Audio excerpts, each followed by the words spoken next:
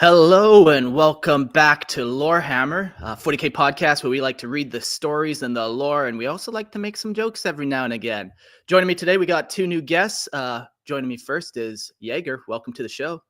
Hey there. You've called in a couple times, but also you've been a long-time listener, and we've enjoyed having some casual conversations between us over the years, eh? Some 5.5, 6-ish years ago, I started to listen to some wacky Canadians talking about Warhammer because I was into it, but didn't know jack shit. Now I know even less. Thank you for that.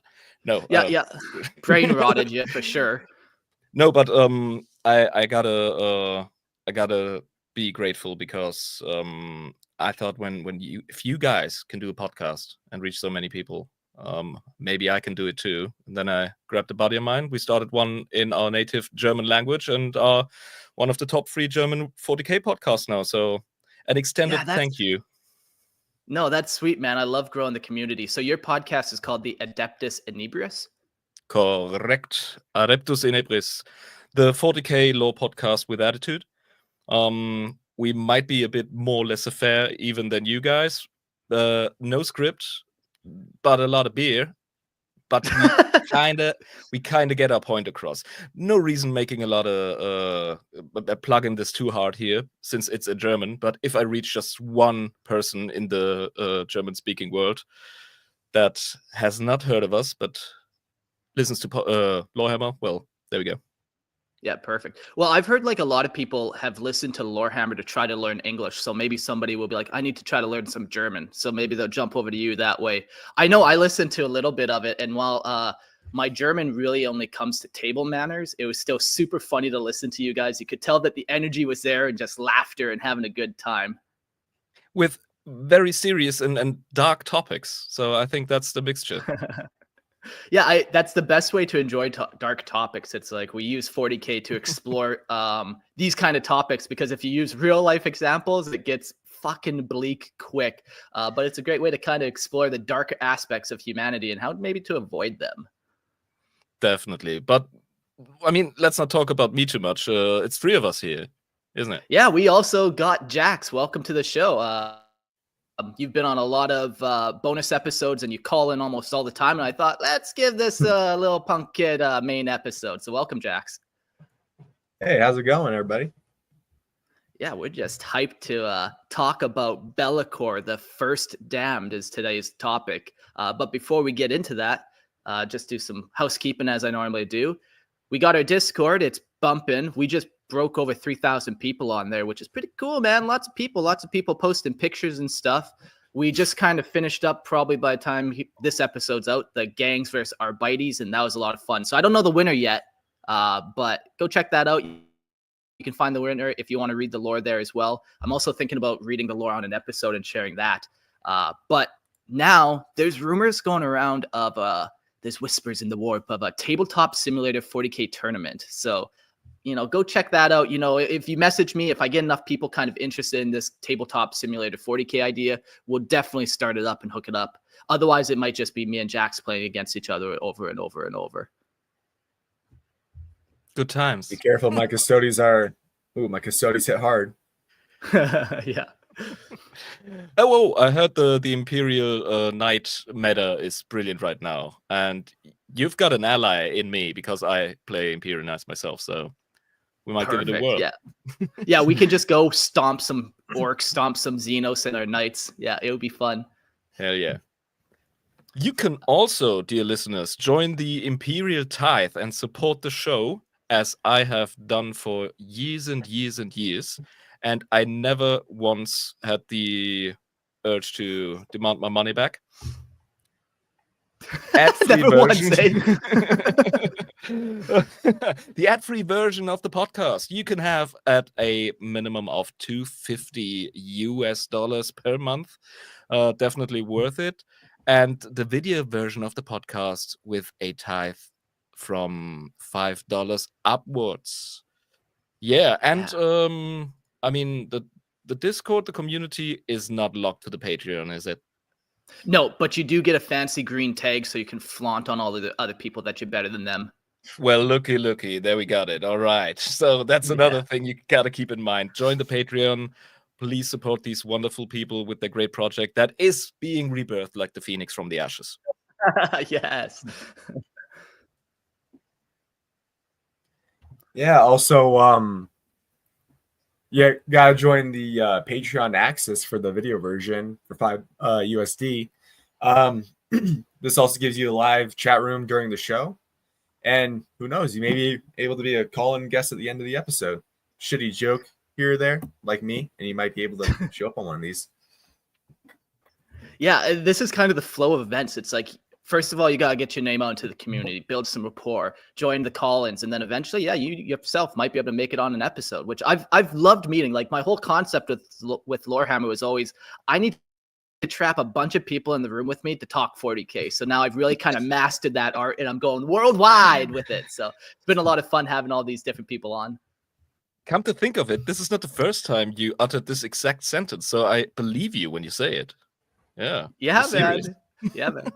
I feel like at this point now we're probably getting close to 150 different people on this show, and if you got to include the Listener Lore podcast as well to get to that number. But a lot of different people, which is just crazy to think about. Just the community that we've all kind of built, and it would be nothing without you guys. So yeah, cool. Let's jump into the show notes. Today's topic is episode 121, Be'lakor, the First Damned. So he's a demon prince of chaos. So maybe before we dive into who he is exactly, we need to set up some context of what exactly a demon prince is. You know, how do you become one? What are the boons you get? Kind of just the basics of demonhood, just in case you yourself are considering becoming one. Let's teach you how. Well, you see, you gave a career guide on that topic already. So this is basically the director level, not really CEO. That's the Chaos Guards, but yeah, up there. That's the upper part of the career ladder. All right, demon princes. A demon prince is a formal mortal chaos champion, ascended to demonhood as a reward for unwavering loyalty to a god of chaos or to chaos undivided. These beings sacrifice their humanity in exchange for godlike power and immortality, becoming living embodiments of chaos itself. This transformation, through granting them unimaginable strength and eternal life, strips them of their free will, binding them as instruments of their infernal gods. The path to demonhood. To reach the rank of demon prince is the highest ambition for chaos champions, promising immortality and power that defies mortal comprehension. Such a transformation is reserved only for those who transcend the bloody ranks of chaos, spilling blood on planetary scale to gain favor of the dark gods. Murder and conquest alone, however, is not sufficient. Only those who advance the cause of their patrons receive the sacred ascension. The reward, a body surging with terrible energies of the warp and demigod among mortals. The strength of the warp. Demon princes combine the brute strength of demons with the tactical acumen of veteran space marines. But the path is perilous. Failure in the eyes of the gods can condemn them to a fate worse than death, as a chaos spawn twisted beyond recognition. As eternal extensions of the warp, they cannot be killed in the material universe, only banished for 1,000 years or more. Their servitude to chaos is eternal, and they exist as long as the chaos gods remain a force in the cosmos. Yeah, this is kind of cool. Like, this is one of the true ways to become immortal, and lots of humans, that's their goal. Like, how do I live forever? How do I maintain my legacy forever? How do I have power forever? So this is one of those real ways that you can actually do it in 40K. You kind of align yourself with a chaos god. You start sacrificing people, or plotting and scheming, or doing lots of drugs if you're into Slaanesh. You know, you just start doing things that the god would want you to do, and eventually he might take notice of you and give you more power and more power. At first it starts off with a little boon. Maybe you grow a third arm that helps you carry a third weapon, but eventually you might turn into a full-on demon prince. Yeah. So you're saying that one guy. Oh, go ahead. Which one guy? Tell me. I was just saying that one like crackhead on the side of the road just shivved another guy, just become a chaos god, or not chaos god, yeah. Chaos prince. Yeah, that's his goal. Mentioned that there are many steps in between. I mean, the first one is basically the guide to becoming a champion of chaos. So this is basically proving yourself to one or several gods. I mean, we'll get to the difference later on in this topic. But at first, you got to prove yourself in terms of how far are you willing to go? Are you real or are you a snitch? Are you wearing a wire, or will you burn the orphanage while you bang a cow and slaughter I don't know, stuff? Yeah. Just like do stuff. it's not just the minor stuff. Like a minor act is not going to gain the attention of God. Only the truly horrendous, truly over the top things will get you even the notice of a chaos god. And like you said, the chaos gods can also read your kind of heart and soul. And if you're not fully in it, they can know, and then you might get sent on the path of chaos spawn as opposed to demonhood. They will turn the shit around on you real quick. And as you mentioned, just in the notes there, then it goes further, because after you've proved yourself as a champion of chaos, as somebody who gets the job done and can be trusted, then if you actually do something useful and finish some projects that push up those numbers for the quarter, well, then we're talking potential demonhood, career path, and that's interesting. Purge in this chat room says, to become a skinwalker, you have to dark act, normally killing I think he missed a word there. To become a skinwalker, you have to commit a dark act, normally killing a loved one. Sounds familiar to that for sure. And that's kind of what it is. Yeah, you have to commit something truly heinous, like killing a loved one in cold blood or something like that. And then, as Jaeger said, then there's that next step of, it's not just being dark and evil for the sake of evil. There then has to be some type of furtherance of the chaos god as well. In battle, towering over mortal warriors, demon princes are engines of terror on the battlefield. Their mere presence causes mortals to falter, their laughter chilling to the core. They march through gunfire unscathed, eyes blazing with warp energy, their mouths spewing black flames. With words in the dark tongue that carry lethal power, they are nightmares incarnate, chaos given living form. Tales of infamy. Among demon princes, few are as infamous as Be'lakor, though others of renown include the demon primarchs of the traitor legions. These former primarchs with dark powers layered upon the already godlike frames lead heretic Astartes legions against the Imperium they betrayed, fighting alongside the demonic legions of their sinister patrons. And maybe this is another thought to add to this. If you're a weak, frail, worthless human, you're not going to get this. You're not going to get any real power. You almost need to have an already worthy body. Like, one of the reasons why Astartes can become demon princes is they have bodies that can withstand all the chaotic energies of the warp. They have the means and the ability to actually further this good beyond just like what you or I would be able to do. Yeah. Right off the bat, like kind of sound right off this bat, Be'lakor sounds like the ultimate villain. Like he sends out his minions in like book 1.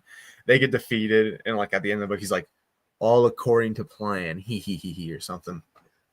Yeah. That's one of the most interesting parts about Be'lakor, which we will get into right now. The sheer amount of stuff we do not know about the guy. That's he is ancient.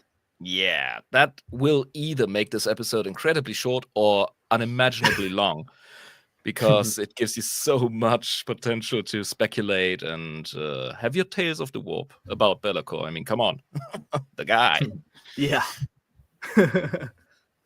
So yeah, and on the question, who can become a demon prince and who can ascend to demonhood, I like the argument that an Astartes is a great vessel, is somebody who already has a foot in the door, and a puny, regular-ass human would physically alone, as soon as shit gets real with the warp, be at a disadvantage. However, we should never underestimate the vileness and the weakness of the soul of regular-ass humans that have not been psycho-indoctrinated, that have not been... I mean, even fallen Marines, even traitor Marines, are Astartes. and they have been grooved, and I mean grooved, not groomed. I actually mean what I say. Yeah, there are grooves in them in which they have to remain when they're thinking or acting, and Sure.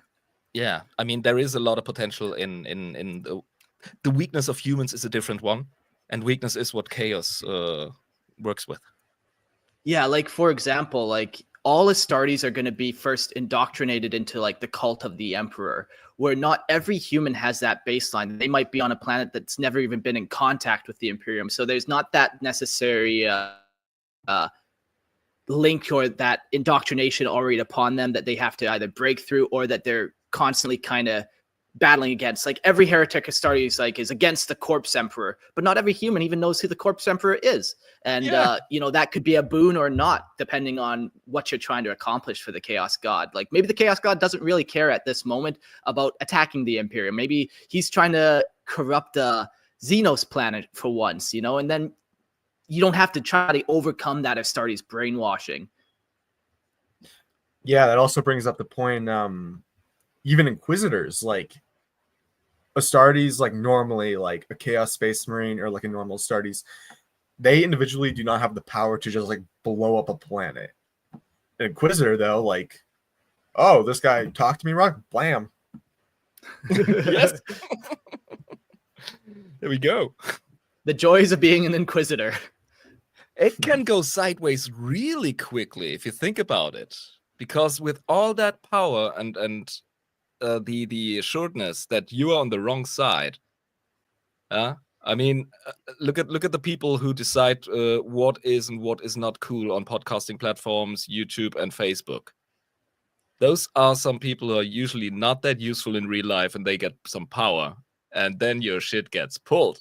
And if you contradict their opinion or ask for a reason, they go, well, it's been reviewed, it's been pulled. Bye, thanks. Worst example, Reddit moderators. It's the Oh fucking God. They will I ban love just they reading will- what they say about Lorehammer on Reddit. It's Ooh. truly they have a very fun picture of who I am on there. It's awesome. Yeah. It might be correct, but it might not something they enjoy. But yeah, that's the thing. You get kick ban muted instantly, so you can't have the debate. So this is the Inquisitor. If he's a bad one, you know, if the Inquisitor is worth his salt, it's some kind of Eisenhorn that doubts his shit and the institution itself. But yeah, oh my god, yes, chaos corruption. This is a never-ending topic. Yeah, and power corrupts absolutely. So you get those Inquisitors are very likely to fall, man, and they're dealing with the horrors of the warp or just whatever type of absolute absurdities they're always dealing with. Yeah, the chance of them falling the longer they live is it just kind of adds another bean into the pile there. Callus on the chat says, what would a Tau demon prince look like? Blue. So another aspect of this, I think, would be not everyone has the same, you know, we use kind of the word soul or psychic presence. Psychic resonance, yeah. Psychic resonance. And since Tau have such a minor one, I don't think there's any examples of them turning to chaos. It's kind of just like, if you're making an ultimate being of ultimate power, you don't want to start with something that doesn't even have a good starting spot. It's that baseline isn't even there to meet the power level that they want. So chances are good you're never going to see a Tau demon prince because they just don't have that effect in the warp. True, but Farsight is trying to be corrupted by Khorne. I don't know how that's like shaping out in like modern lore, but it's still there, like the possibility, like this extreme chance of like this one extremely powerful Tau under extremely like different circumstances, he is being tempted somewhat. Oh yes, and we do have examples as well of Tau being corrupted by Tzeentch in one of the Farsight novels, if I remember correctly. Yes, indeed. But a demon prince, I am completely with Mark, as I think you might as well, Jax. There's if I want to build a real life Astartes, I'm going with fucking Shaquille O'Neal and not Danny DeVito. Yeah. Although, wouldn't we like to see a Danny DeVito Astartes? You could build a mean ass Votan with him. Oh yes, hell yes. 30 years off his age, and then straight training with Joe Rogan for like the next 10 years. Give him a mean-ass power armor, a bloody plasma drill. There you got your Votan. Oh, perfect. That's the whole new picture that I love. Hats off to Danny DeVito, one of the greats, man. Yeah, it's just like, yeah, you want to start off with the best, and that way you can only get more powerful. You know, you don't want to start with that low ranking stuff and then have to try to bump it up and give it more power just to make it equal with everything else. So, but Korn going for Farsight, why not? Because he's not the big magic boy. He just needs you to be angry as fuck. yeah, And the rest will come. Also with Farsight, the other thing he has going for him that other Tau don't is his extended lifespan through that weapon that he wields. So, being hundreds of years old, kind of immortal as long as... Yeah, exactly. The more you kill, the longer he'll live. So it's kind of, that's another aspect that he has going for him that not every Tau has. And even though Tau have like lots of life regenerating technology and probably can live 1,000 years if they really enhance them and keep pumping them full of drugs or whatever, it's a different type of energy that Farsight's wielding. Indeed. But it's very like similar to like Korn though, the way I see it. Like Farsight's like, oh, my back is getting a little sore, stabs an orc, and it's like, okay, all better. And it's just like, yeah, he's still like, he doesn't do blood. He does the dance of death. Yeah. Allow me, gentlemen, to bring us closer to the topic. Mark, you explained to us what a demon prince of chaos or demon prince would look like and how this whole shebang works. Let us get to know the guy, Be'lakor, the first damned. Be'lakor, the dude, the man himself, the Dark Master and the first damned, this is important, stands as the primeval demon prince, raised from mortality by the fused will of the ruinous powers. Ageless beyond reckoning, he was the first of his kind, a being whose dark apotheosis was forged by the collective will of the Chaos Guards, embodying the essence of chaos undivided. Sorry, I could not resist. Chaos undivided, of course. Each dark god imbued him with a fragment of their might, binding his fate to the eternal war of their rivalries and forcing him to serve them all. So they initially tried to get him to be the vessel of all their shit. Yeah. Few have just that threw you off. Sorry. Well, that was the plan. But initially, Be'lakor manipulated the gods' envy, artfully playing their jealousies against each other without swearing fealty to any single deity. For a time, the gods warred over him like squabbling children coveting a toy. Yet they soon saw the futility of concentrating their power in one vessel, for Be'lakor proved too formidable, his ambitions too insatiable.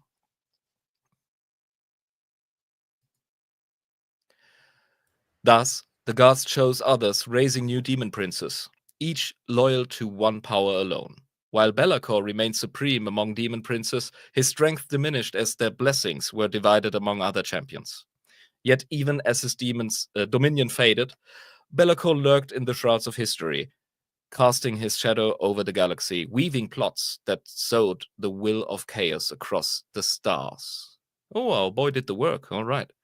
On the battlefield, he is a horror made manifest, wielding the Blade of Shadows, a vast weapon that shimmers between substance and shadow, slipping between shapes.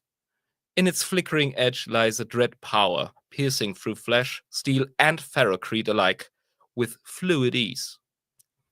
Whether this blade is a part of Be'lakor's essence, or an ancient gift of the Dark Gods, clutched fast through his fall from favor, that remains a mystery. Yeah, it's interesting with like demon princes and lots of servants of chaos where they almost have weapons that in and of themselves are their own named characters. Like Abaddon has Drachnia, which is its own demon bound in a blade and has its own motivations and desires and can also try to manipulate the wielder. But with the Blade of Shadows, we don't really know what it is. Is it an extension of Be'lakor himself, or has he trapped a powerful demon in it, or we don't fully know. But it's interesting, this kind of dual character and dual motivation that can often come about when you're dealing with chaos. Everyone has their own power. Yeah. Everyone has their own motivations and drives and pull, and including their weapons. I like the fact that, just to talk about that first part, I like the fact that the Chaos Gods thought themselves so clever by picking one as everybody's teacher pet and then lost control over him. So he flipped the script on them. Yeah, he's like, as I said, he's the first damned, and like after that, all the Chaos Gods made their own demons. It's like, hey, let's just share a guy. Oh shit, that didn't work. Let's just make our own guys. But imagine if it worked. You know? Yeah, that's we have almost some examples of like them trying it again. Like Perturabo is a demon prince of Undivided. There's a couple of the Primarchs that kind of have that undivided status where they try again. But yeah, then the more hands in the pie, it's just the more voices and the more option for them to go one way or the other and turn against whoever. It just gives that Be'lakor, Perturabo that much more freedom to become their own kind of demon. Definitely. So yeah. Honestly though, that's really cool though. Like you can imagine like the politics in the warp. Like, oh, this guy's leader for one day and then he gets shivved by another demon. And then next demon's in charge. Be'lakor's been in charge of demons for however long he's been alive, which is like over 10,000 years, which is crazy. Yeah. I wonder too if when the Chaos Gods originally kind of made him, if some of the Chaos Gods were kind of in weaker states. Like, was Slaanesh even around technically when he was made? And the warp is a weird thing where, like, yes, he was, because the warp has no time and no meaning. And yeah, we can track when Slaanesh was made in real space, but that doesn't mean anything when it comes to the warp. But like, it definitely seems like maybe there was a little less power when they made him, therefore a little less control over him. I would like to make things even worse for us to wrap our heads around. Please. It is not only the fact that time in the warp does not really work, and that if a chaos entity as mighty as Slaanesh coalesces, it does so in the past, the present, and the future. Even though there is a time, a point in time, which is so fucked. But yeah, let's not try to understand it, otherwise we will fall. Yeah, we have feeble human brains, and we're not. Yeah. I have a hard enough time trying to understand what happened 1,000 years ago and put that into a scope, let alone the whole universe timeline going back 60 million years. It's an incomprehensible amount of time, and you'll get fucked right up if you think about that. Yeah, and I find it hard to compare Be'lakor to other higher demons because of his special position, which is none. You know, he's not really part of this whole Game of Thrones, let's have a walk through the Rose Garden. Oh my god, you got stabbed. It's not Be'lakor's realm or dominion to work with. And so therefore it is really, he is special, and that's why we dedicate an episode to him today. Yeah. This one's for you, Be'lakor. Yeah. If my boy's listening out there in the world. Purge in the chat says, so is Belly from Ancient Terra. It must be intriguing if we, Emperor Nemesis, that some of these chats are not typed properly, so it makes it pain to fucking read. Words are hard. If we, Emperor Nemesis, the entire time manipulating him from the beginning. Yeah, like, we definitely know he is a human. We know that. So then it kind of implies that he is from Terra, Ancient Terra, but I don't think it's ever stated. Like, he's so ancient and so old. I mean, I didn't find anything that told me he was a human originally. In 40k, we will check on the differences later. But yeah. Turns out he's just Yeah, an and orc the whole I feel time. like I feel just like most chaos demon princes are human. Like you don't ever like, yeah, there are example of orc chaos demon princes, but primarily most of them are human. So you can only assume that he himself would be human as well. There's inference there, but not necessarily fact. And you're right about that. I shouldn't say it he is one human, but if I imagine he is. If I wanted to create the Keeper of Secrets, and of course there are 4 special demon princes that basically reign supreme and are named characters. But if I wanted to make the ultimate Keeper of Secrets, I would use an Elder. I would use a bloody Drukhari. If I could. Or for Slanesh, for Drukhari. That's exactly what I mean, you know? They're just, I get what you're saying. I didn't mean a about Lord that. of Change. I meant a Keeper of Secrets. These are terribly named. Yeah, I get what you're saying with that, but I feel like there's just something special with the human's connection to the warp. Depending on canon sources that you go from edition era, humans created most of the chaos gods. Like we created Khorne, we created Nurgle during the Black Plague. There's just something special and unique with the human soul that the other ones, while they might have a higher amount of psychic presence, it took the entire Eldar race thousands of years of doing debaucherous things to create Slaanesh, you know, where Eldar or humans just have that something different that we can't quite tangibly name or put a finger on. Kind of fucked up. I'm sorry, we are a special kind of fucked up. It's since we're getting to know each other, Marcus, I need to let you know that I do not buy the bullshit lore of Khorne being created by humans in the Middle Ages or Nurgle during the Plague. This is bullcrap. You explained it yourself. Slaanesh was a way bigger deal.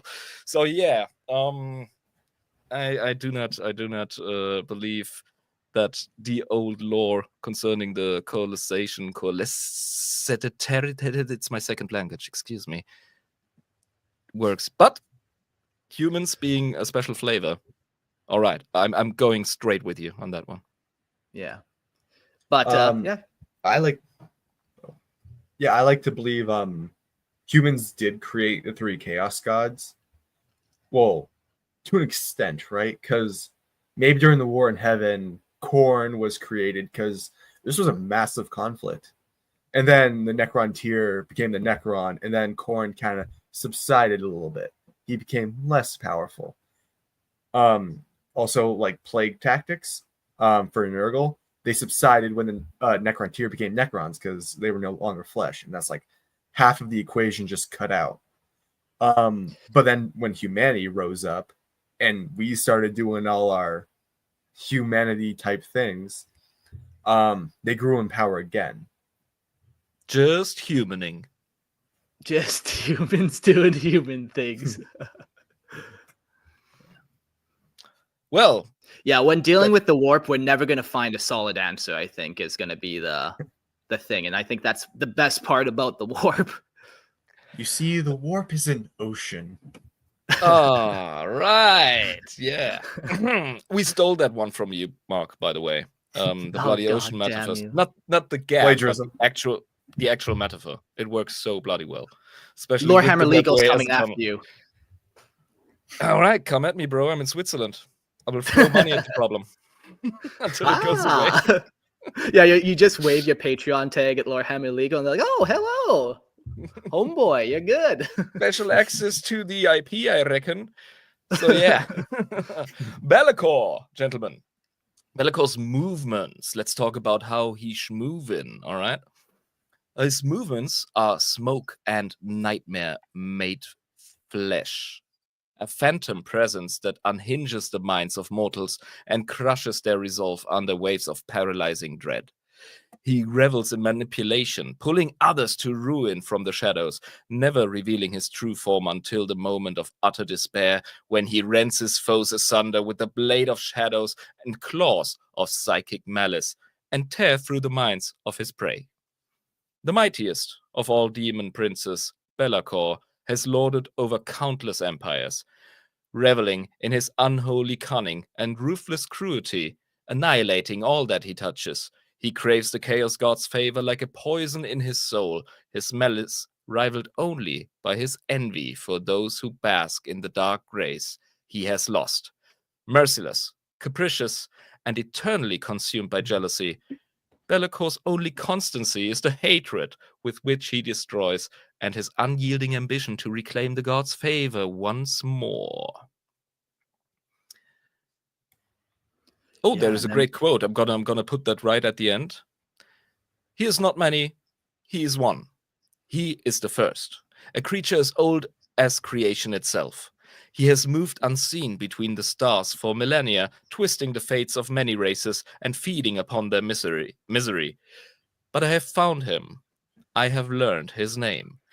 Tech Magos, of course, Kyber Arbastri to the Council of Chalice. Fucking Admac. Oh, give me a break. Yeah. Yeah, he's a jealous little spoiled brat. Yes. Trying to regain Corn, his please favor love me with the some dark more. gods. That is so Yeah. weird because he fucked them over, didn't he?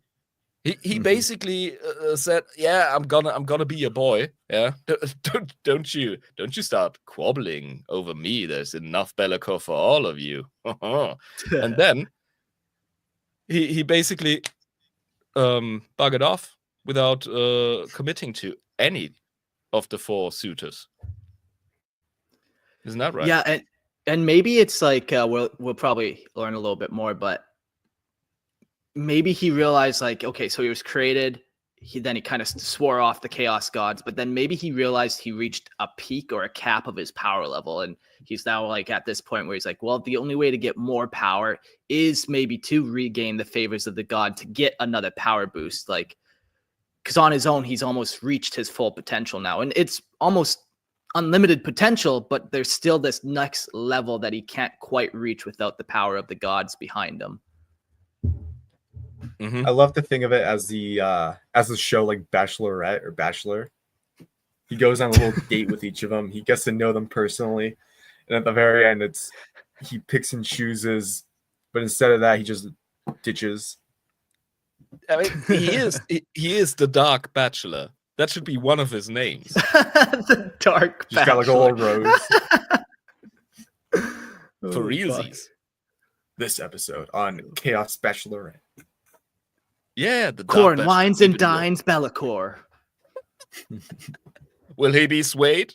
Not if the sun sets and he gets to indulge in slanacious pleasures. I want it. I need it. Henry Cavill produced this show next. Oh, yes. Before he touches anything, 40K, Yeah. he's got to do the Dark Bachelor, definitely. The Dark Bachelor. Holy fuck. Ooh. Oh, I see you're selling t-shirts already. All right. But yeah, this is really interesting because we have been hinting at Be'lakor as this basically complete or not really beatable super demon. I mean, but he's flawed to the core. It is shown here, especially with his enormous, raging jealousy that really forces him to act upon an impulse, which is never good for a one-person superpower like Be'lakor. Yeah. Cool. Well, let's learn a little bit more about this ancient evil. All right. The origins of Be'lakor linger in the universe as fragments of dark legends and rumors, whispered by captive demons and etched on the walls of ancient crypts. Even the barren caves of lifeless worlds bear crude depictions of his immortal reign, while primitive idols hidden beneath death world's oceans pay homage to his enduring shadow over the galaxy. Driven to madness, scholars have scoured forbidden lore in search of Be'lakor's hidden influence, tracing his presence through the ages, always concealed behind the rise of mortal empires. The Grey Knights, secretive warriors of the Emperor, sworn to battle demons, possess only fragments of Bellacor's history, whispers of lies and delusions as indecipherable as they are conflicting. Stories of the Dark Master describe him ruling mortal empires since time's dawn, conquering world after world, forcing their populations into god worship at his feet. When the civilizations he corrupted inevitably crumbled under his malignity, he would abandon them, seeking a new race to enthrall. Through the eons, he has been said to rule vast stellar empires, a dark god of demonkind residing over countless worlds and the billions who revered him in dread. Dead worlds scattered across the galaxy still hold relics of these ancient decayed empires. Tecmo Mago's Cipher of the Adeptus Mechanicus, obsessed with unraveling Bellacor's history, has dedicated his life to following the faint echoes of the Demon Prince. All right. Mark, that something you want to say? It's cool how he's not just trying to affect other humans. Like, he really doesn't have a preference of race. He's gonna try to corrupt anything that he comes in contact with, and then the ultimate outcome is not that he wants them to like worship him for all time. It seems like he's perfectly content with them leading an empire into ruin, and then just going on to the next one. Whether it's human, Eldar, some minor Xenos, whether they're sentient or not necessarily, I can see him even like influencing wildlife on a planet just to go berserk and start killing each other, and that's good enough for him. That's good enough for the chaos he's kind of seeking. Oh my god, you guys, Be'lakor is like the ultimate hardcore liberal. So progressive. He doesn't see race. He does not. He wants everybody to be fucked the same. In Soviet Russia, everybody fucked. Except for elite, but you always give elite. So, what you gonna do about that? What you gonna do? Vote Be'lakor president 2020. What's next? I don't care anymore. There will be 2028. Yeah. I'm trying to get to 200 episodes, but World War III might stop that, and then we're gonna birth a new chaos god in reality. But that's a little fun. And this is what I'm saying, man. As soon as you start talking about real world dark shit, we all go, "Oh fuck." Exactly. That's why we need Warhammer to cope. I mean, as a European and as a German, we have been in the center of the Cold fucking War, literally. I mean, our country was divided, and both armies would have amassed in our country, which is kind of fitting because we started some shit earlier, but nobody really remembers. So let's talk about other stuff. Lest we forget, I've been told, sir. And now shit's getting real, and we need to decide whether or not we will be an alliance or not. So. Yeah, this is the plot of a fantasy or a sci-fi opera, in my opinion. So this is our time, guys. We've been preparing for this. Humanity's time to shine right now. Yay! In darkness. There's gonna be a lot of that. Do what we do best: destroy and corrupt. Fuck. Yeah. There were two crazy things I found in this. First of all, he ruled stellar empires, so possibly like the Tau to a degree, like not the Tau, the real Tau, but like a race like the Tau. He probably like took command over at one point and ruled like a system or something. Also, the other, go ahead. Also, the other crazy thing I found, the Grey Knights. Usually, when a Grey Knights find the name of a demon, they're like, "Oh, here it is. Now we have ultimate control over them." But that doesn't seem the case now. I mean, there is the name of a demon, and then there is its true name. Isn't that how it works? Yeah, like Be'lakor is not his name. That's kind of the name humans can pronounce. Where like we wouldn't be able to fathom his actual true name in the warp. Like our tongues don't speak that language. Our minds don't comprehend its meaning. This is so Lovecraft, buddy. Yeah, so we call him Be'lakor, and that's what we think his name is, but we can't fathom his name, his actual true name. I was about to say like Be'lakor, like is invading the world and is like, I am Be'lakor, the Grey Knight. It's like, write that down. Jot that down. I can't believe nobody tried this before, brother. Oh my god. I just put Macho Man Randy Savage into the Adeptus Astartes. No, even worse, Grey Knights. So yeah, this must be the best kept secret in the warp. Yeah. Be'lakor's true name. Yeah. Definitely. Yeah. I mean, it can't just be out there in the warp because it's gonna be singed and yoinked like nobody's business. But yeah. Countless have tried to learn it, and they're all driven mad. And halfway through this episode, we're gonna do a sanity check on the three of us just to make sure we're all still here and we haven't like fallen to the chaos. Like, okay, well, Jax, I noticed you're cutting your wrists over there. Like, you doing okay, bud? Or did Be'lakor get to you? Don't worry, I'm perfectly fine.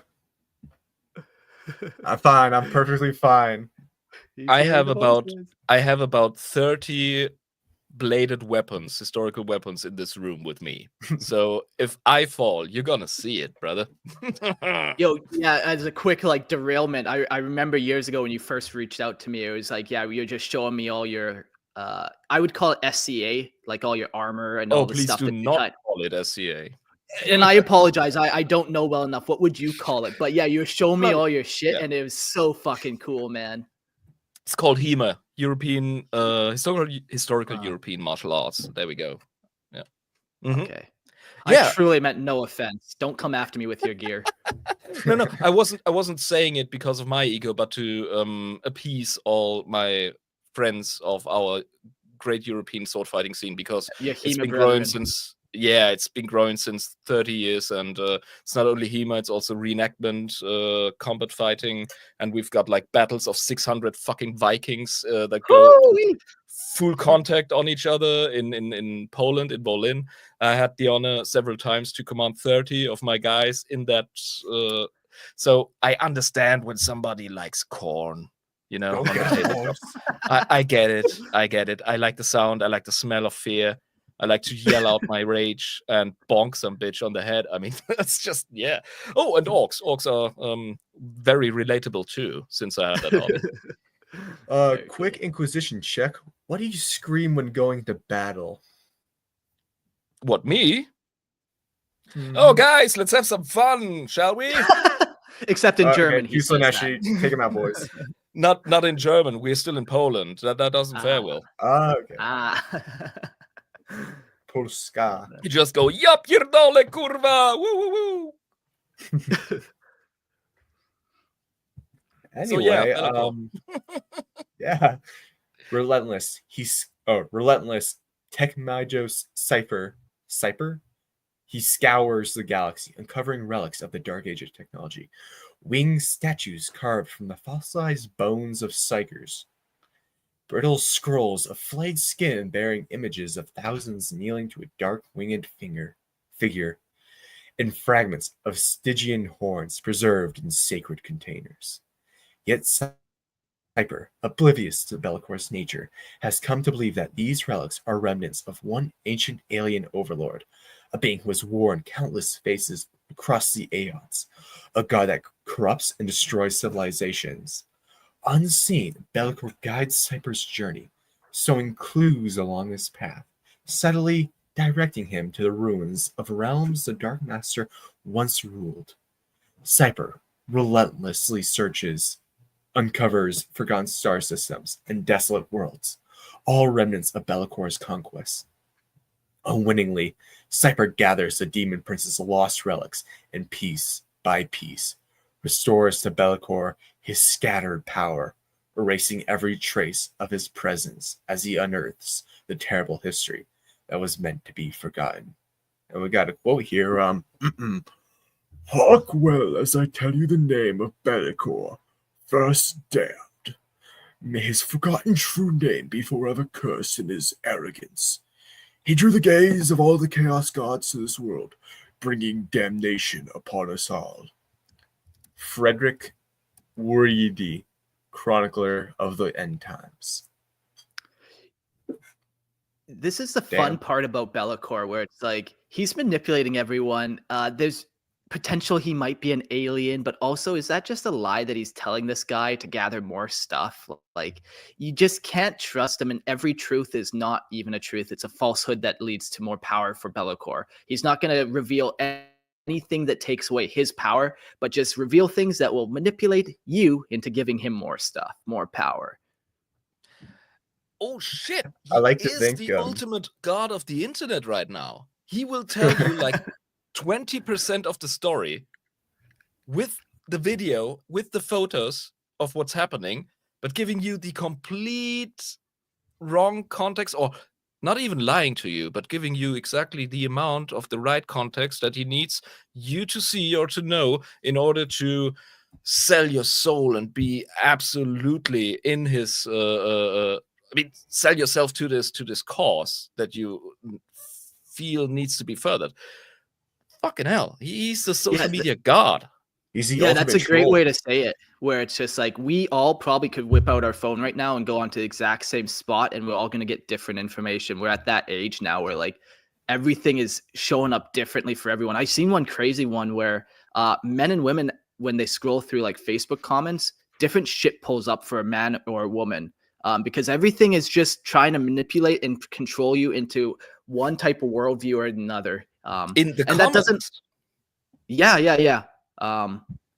There's some crazy shit. Like, a fun little experiment is if you have a girlfriend, or for those who don't, go to your mother, and go scroll through the same Facebook post or the same post and see if your comments actually match up. See if you can actually see the same comments. The algorithm's really fucking with everyone, and just like Be'lakor, people are trying to control and manipulate you into doing things, and everyone's seeing something different nowadays. It's truly crazy. I mean, phones are spying on us. I recently spent 2 hours with my girlfriend's phone when she was making herself ready in the bathroom, and I was just whispering, medieval swords and shields, German beer, muscle cars. Yeah, really, And, just set that ad algorithm up for her to bloody benefit you. go. Yeah. That's how you do So it. what you're saying is that Be'lakor is Mark Zuckerberg?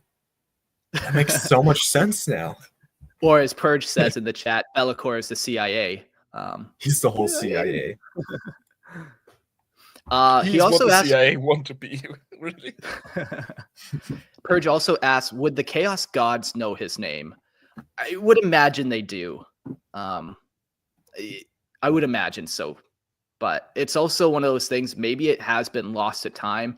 Maybe the Chaos Gods don't even care, because compared to the Chaos Gods, he still is ultimately insignificant and still a pawn of their great game that they're playing. So they might have forgotten it themselves. Yeah, I sure. feel why like if not? Zeech got a hold of his name and like Be'lakor like did something to piss him off or something, any one of those Chaos Gods will probably not just Zeech, but any one of those Chaos Gods would probably just like whisper his name to a Grey Knight, and the Grey Knights are like, okay. Well, this information was not sanctioned. This could be a ruse. I shall not Yeah. kill Be'lakor. On the contrary, I shall aid him. Come on, brothers. Please explain the mission to me again, brother. So where did you hear Be'lakor's name? The The God Emperor.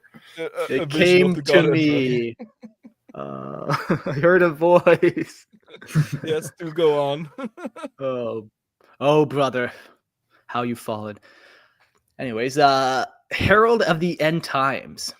Be'lakor's hatred festers like a poisonous wound, his jealousy consuming him with a vengeful hunger towards anyone who gained the dark god's favor. For millennia, he has sowed discord, tearing apart the schemes of both mortal and demon servants of chaos. But what he perceives as freedom and vengeance is, in truth, nothing more than the Chaos God's great game. When he strikes down a champion of Nurgle, it is at Chinch's whim.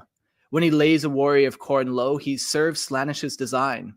Yet Be'lakor's thirst for dominance and his delight is undermining rival champions, blind him to the chains of the dark gods, bind ever tighter around his neck. In recent times, rumors speak of Be'lakor lurking in the shadows of the War Master of Chaos himself, Abaddon the Spoiler. It is said that he has followed Abaddon for centuries, subtly guiding events around him. their fates intertwined by forces beyond even Be'lakor's control. In each of Abaddon's Black Crusades, the Master of Shadow has proven unseen. During the Third Black Crusade, legends whisper of Be'lakor's twisted Talman, a demon prince, into joining Abaddon's cause and assailing Cadia. In the Sixth Black Crusade, it was Be'lakor who revealed the treachery of Dragakoth the Sightless to Abaddon, leading to the annihilations of the Sons of the Eye. Yet each time, Be'lakor's aid served darker purposes. Though Talaman decimated the forces of Cadia, it came at a severe cost to Abaddon's own Black Legion, while Drekriath, he had lived, could become a formidable ally to the, if he had lived, could have become a formidable ally to the Despoiler. Yeah, this is interesting too, a kind of note about Abaddon himself, where he likes to think that he is kind of using the chaos powers and that he's solo. Like, you know, why hasn't he turned into a demon prince himself? He's kind of holding out power, but ultimately he himself is still just a pawn, just like Be'lakor is a pawn. Everyone who interacts with any of the chaos gods ultimately are just a pawn, and there's no way to go around that. Whether you think you are or not, you're still just playing into their great game. Oh, Herr Teacher, I have a question. I thought Abaddon don't give no hoot about the gods, and he is basically being he's playing difficult to get, you know, Copium. leading them on, because he is so bloody for sure. arrogant, and I mean it kind of works, you know, until now, but yeah. But yeah, like that's the thing. He's arrogant, and he might think that, but like ultimately, where does Abaddon's power come from? He's still wielding a demon sword. You think that's not manipulating him in some way? And whether it's, you know, whether this plays out in the next century or 10,000 years from now, ultimately Abaddon ripped the galaxy in half, not for his own benefit. Like, yeah, he benefits from it, but he's still serving the whims of chaos, the chaos gods, whether he likes to admit it or not. And yeah, he can kind of withhold himself from fully getting absorbed by the chaos gods, and he might have that will to kind of keep him from doing that, but he's still playing their great game. He is still but a pawn, just like every other servant who gets touched by the forces of chaos. That power comes at a price, whether you like to admit it or not. So even if your record label is neither West Coast nor East Coast, you're still part of the same bullshit dynamic going on, and you will be affected by it. Yeah, exactly. I get it. Okay. Yeah, I did some reading up on the Sons of the Eye, and it really like puts into perspective, like, was he really going to betray Abaddon? Or was this just like Be'lakor's master plan, where it's like, Abaddon's like, I'm my own person. I do what I want and when I want. I don't need the chaos gods. Anyway, time to kill another one of my brothers for corn. Yeah, exactly. Yeah. Yeah, you don't get to walk around in the warp without being their pawn, whether you like to admit it or not. Right. You know? Unless you're the big chat daddy that got lost, the Grey Knight dude. Oh yeah, Galdor Drago. Drago, genau. Yeah. Or Corvus Yeah. Corax, I mean. Or yeah, but even Corvus Corvax, he's slowly being corrupted is maybe not the right word, but he is no longer who he was outside of the warp. You know, he is a shadow form of himself, a wisp in the warp. And what does that really mean? Like he might be a reduction of the part that is the part in the Primarch that is of the warp. Yeah. Yeah, And like each Primarch. Each Primarch is like a part of the warp. Like, definitely, yeah. Has that like connection to the warp. And they have their human form, but once they go into the warp and like mess around there, they can like shed that off to become more psychic. Corvus is not the most psychic Primarch, but still he's like super powerful. He can maintain his sanity and composure and loyalties while inside the warp. And for the word bearers, he's this demon. He like shows up, kills a few, runs away, looks for Lorgar, tries to beat him up. He escapes. Oh shit, gotta kill all of his sons now. That's the second aspect of his. Firstly, I believe that he's a reduction of his warp essence, That is every Primarch to a certain extent. Plus, the energy that fuels that is his hatred for Lorga. He's basically just a energy in the warp that is there to hunt down fucking Lorga and end him. So I like to believe that. But yeah, that's Primarch speculation. Let's do another episode on that. Oh, you already did. All right, let's go. I love for Be'lakor and Corvus just to go at it. Oh, heck yeah. These two shadowy beings just punching Shadow each versus other. shadow. But yeah, another I just always piece- appreciated, excuse me, I always appreciated the similarities of the situation of Abaddon and Be'lakor. Is there, will we dive into that in the notes further, or is it worth talking about this right now? I think right now might be appropriate. I don't think we mention Abaddon too much more. Yeah. But yeah. Because Speak this your is thoughts. really a thing. I mean, how does Be'lakor exactly aid and or betray Abaddon? Because this might give us a few answers to what the nature of the respective players here is. Because I don't Yeah. have a bloody clue. I'm literally asking you guys right now.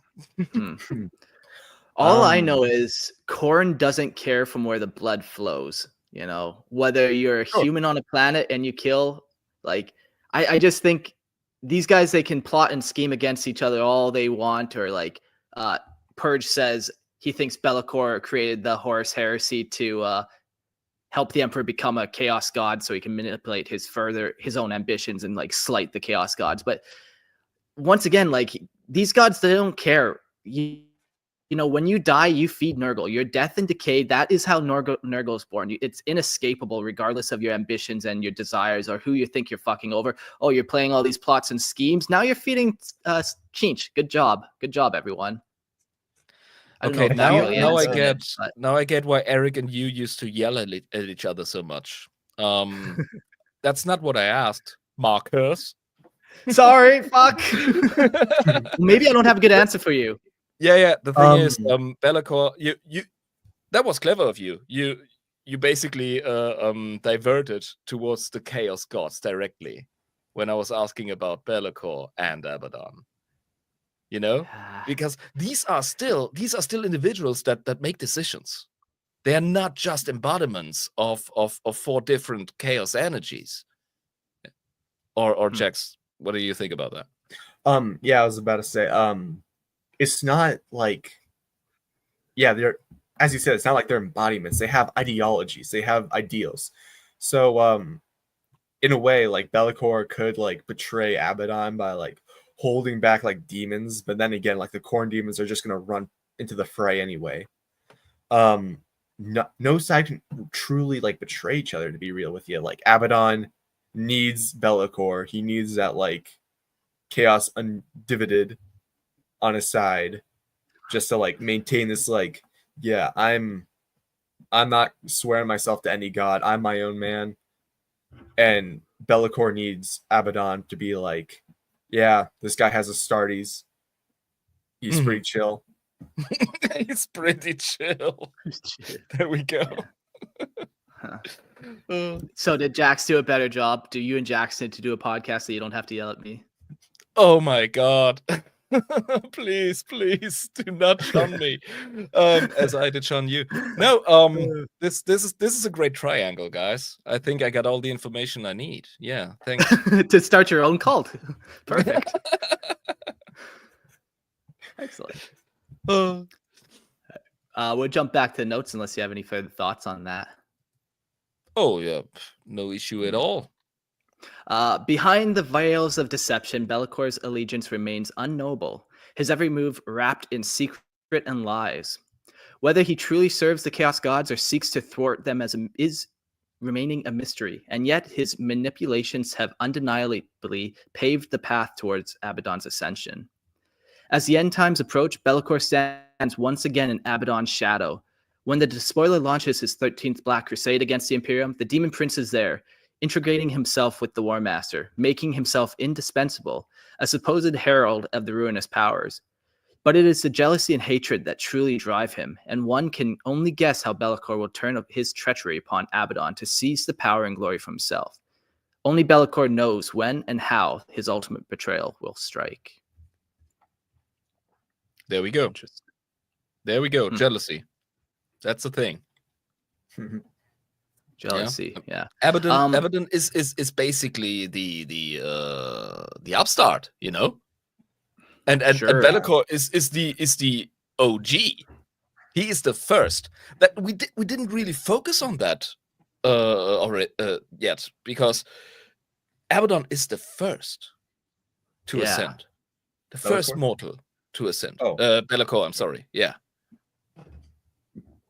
Yeah, and how much more power does he get because of that, and how much more like he's just truly the one of a kind being, when no one else is like him for sure. Yeah. That's something and a half. Yeah, the Emperor has his Primarchs, and the Chaos Gods have their mismatched demons, Astartes, and all that. I like to think like they're children to the Chaos Gods. So when Be'lakor is like, well, Khorne won't love me anymore just because Abaddon's here, so I'm gonna kill him in a fit of rage or something. Yeah. And Abaddon Set him up Exactly. for failure. I don't know Chaos Gods. Yeah. Yeah, back in the day, everyone used to call Abaddon Fail Abaddon, and that was just Be'lakor going around whispering that name. He's actually not doing very well. He's like, He's failed on the armless because he manipulated our reality to make the models shitty, you know? yeah, because he's jealous of the new upstart. Yeah. Oh, by the way, we need to mention the bloody mini. Yeah. His updated mini is tight, man. Gosh. It is something, really. I don't play Chaos at all. I'm hardcore loyal. My first army is Deathcore of Krieg, as you know, Mark. And with the forest theme that I gave them. And the second is my Night House, of course, that is on the same bloody planet, because let's go. So loyalist to the core. I would buy Be'lakor just to paint him and have him. Yeah. That's just an amazing model. It's crazy the difference between his old model and his new one. It's unbelievable. It was so overdue. Look at the two. Yeah, the similarities, like they look like the same mini, but just like it's not like they gave him a different body or a different horned head or anything like that. They just really upscaled him and gave him way more detail. Like sometimes they don't stay that true to the mini, but this one they really stayed true to his original design and stuff, but just like made it fresh, you know. Yeah. Yeah, Be'lakor he just looks like Be'lakor. Like a weird dragon demon something or other. Yeah, it's easy to picture how, you know, we're talking about how on many different planets and caves and secret places they have etches of this demon. Like he is the archetypal demon when you close your eyes and picture. A lot of times we picture like bloodletters and bloodthirsters as kind of that like archetypal demon, but that's like more of like a Christianity themed archetypal demon as opposed to just like demon. Cartoonish devils and demons. There is a difference and a shift in pop culture, I believe. One of the reasons why my podcast colleague Jabba, glad he's not here, why he fuck that guy. I mean, come on. No, he couldn't make it. But yeah, he fell in love with Khorne immediately because he looked at Bloodletters and he was like, this is some 80s thrash metal cover shit. I love it. Let's fucking go. And it's simple enough for him to comprehend because he has the brain of a pigeon. And so this is the cartoonish devil depiction, but stylish as hell. I mean, let's be honest. Abaddon, you say rightly so, has a way more regal, way more mighty, way more shadowy, literally shadowy appearance. And he looks like he comes from the depths of something else than hell, something deeper even, you know? And that's what I really enjoy about the mini. Yeah, for sure. I gotta up my game for that mini, bro. I gotta be ready. Yeah, I gotta drink all the shakes and train up.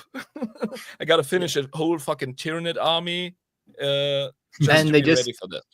They just came out with a bunch of new Kriegsman Oh, we got classic Plastic kits Creek too. now. So now you got to update. Yay. And a named character. I mean, who would have thought?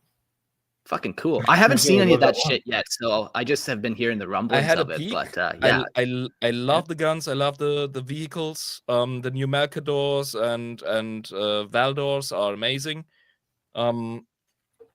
But I do not appreciate what they did with the Plastic Creek, because the Forge World Kriegers they have a better and more realistic aesthetic, in my opinion. The gas masks look way better because they're way more fucked up, you know. And yeah, well, my first army was Deathcore Creek, so it was all resin. I learned the hard way, and I'm still doing 40k, so you're not gonna get rid of me. But yeah, that's it. That's Plastic Kriegers. That's the news. Glad we get some love. Glad we don't get deleted. The bloody Death Riders. They finally did the feet right on those bad yeah, no boys. more like camel toes on them. Yeah, I mean, this is vicious shit right now. But yeah. I can't wait to look at them after this show. Fuck yeah. Oh yeah. I'd like to think like any other faction when dealing with Be'lakor, it's like, oh shit, it's Be'lakor. What are we gonna do? Kriegsman is just like, shoot all your guns at him. Schaut euch diesen großen Bastard an und werden wir ins direkt mal wegficken. Also, schaufeln raus, Männer. Los geht's! Yes, I agree. Yeah. Of course, I had to pick Krieg as my first army. I come from a bigger German city that is basically only there because of the chemical plant. I learned to use gas masks when I was 5. I used to play in a Instead of a band. teddy bear, you just get a gas mask to hold you close at night. No, the shovel. Get learned about the other cultures, Mark. The last Fuck, time. just sorry, played I am with it. ignorant. I'm No, it's I actually am- the bayonet. But no, Ah. I used to have band practice in a bunker that was built by the bloody Nazis. So of course it had to be Deathcore. I mean, foreshadowing. Yeah. Oh, shadows, Dun, dun, dun. Be'lakor. Oh, the topic. When From people the pick ashes to the guardsmen- fire. When people pick guardsmen as their faction, it's because they can like relate to the normal human. You pick Deathcore because you relate to the Deathcore. Thank you, sir. He understands. Were you also grown in a bag? Maybe.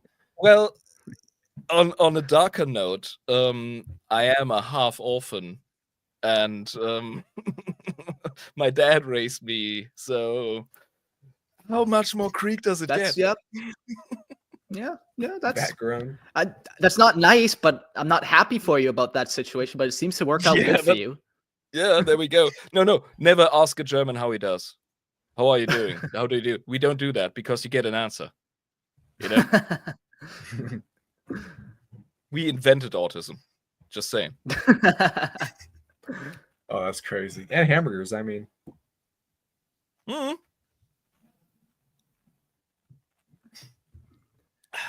So yeah, a better segue than shadows I will not find. So let's get back to Be'lakor, gents.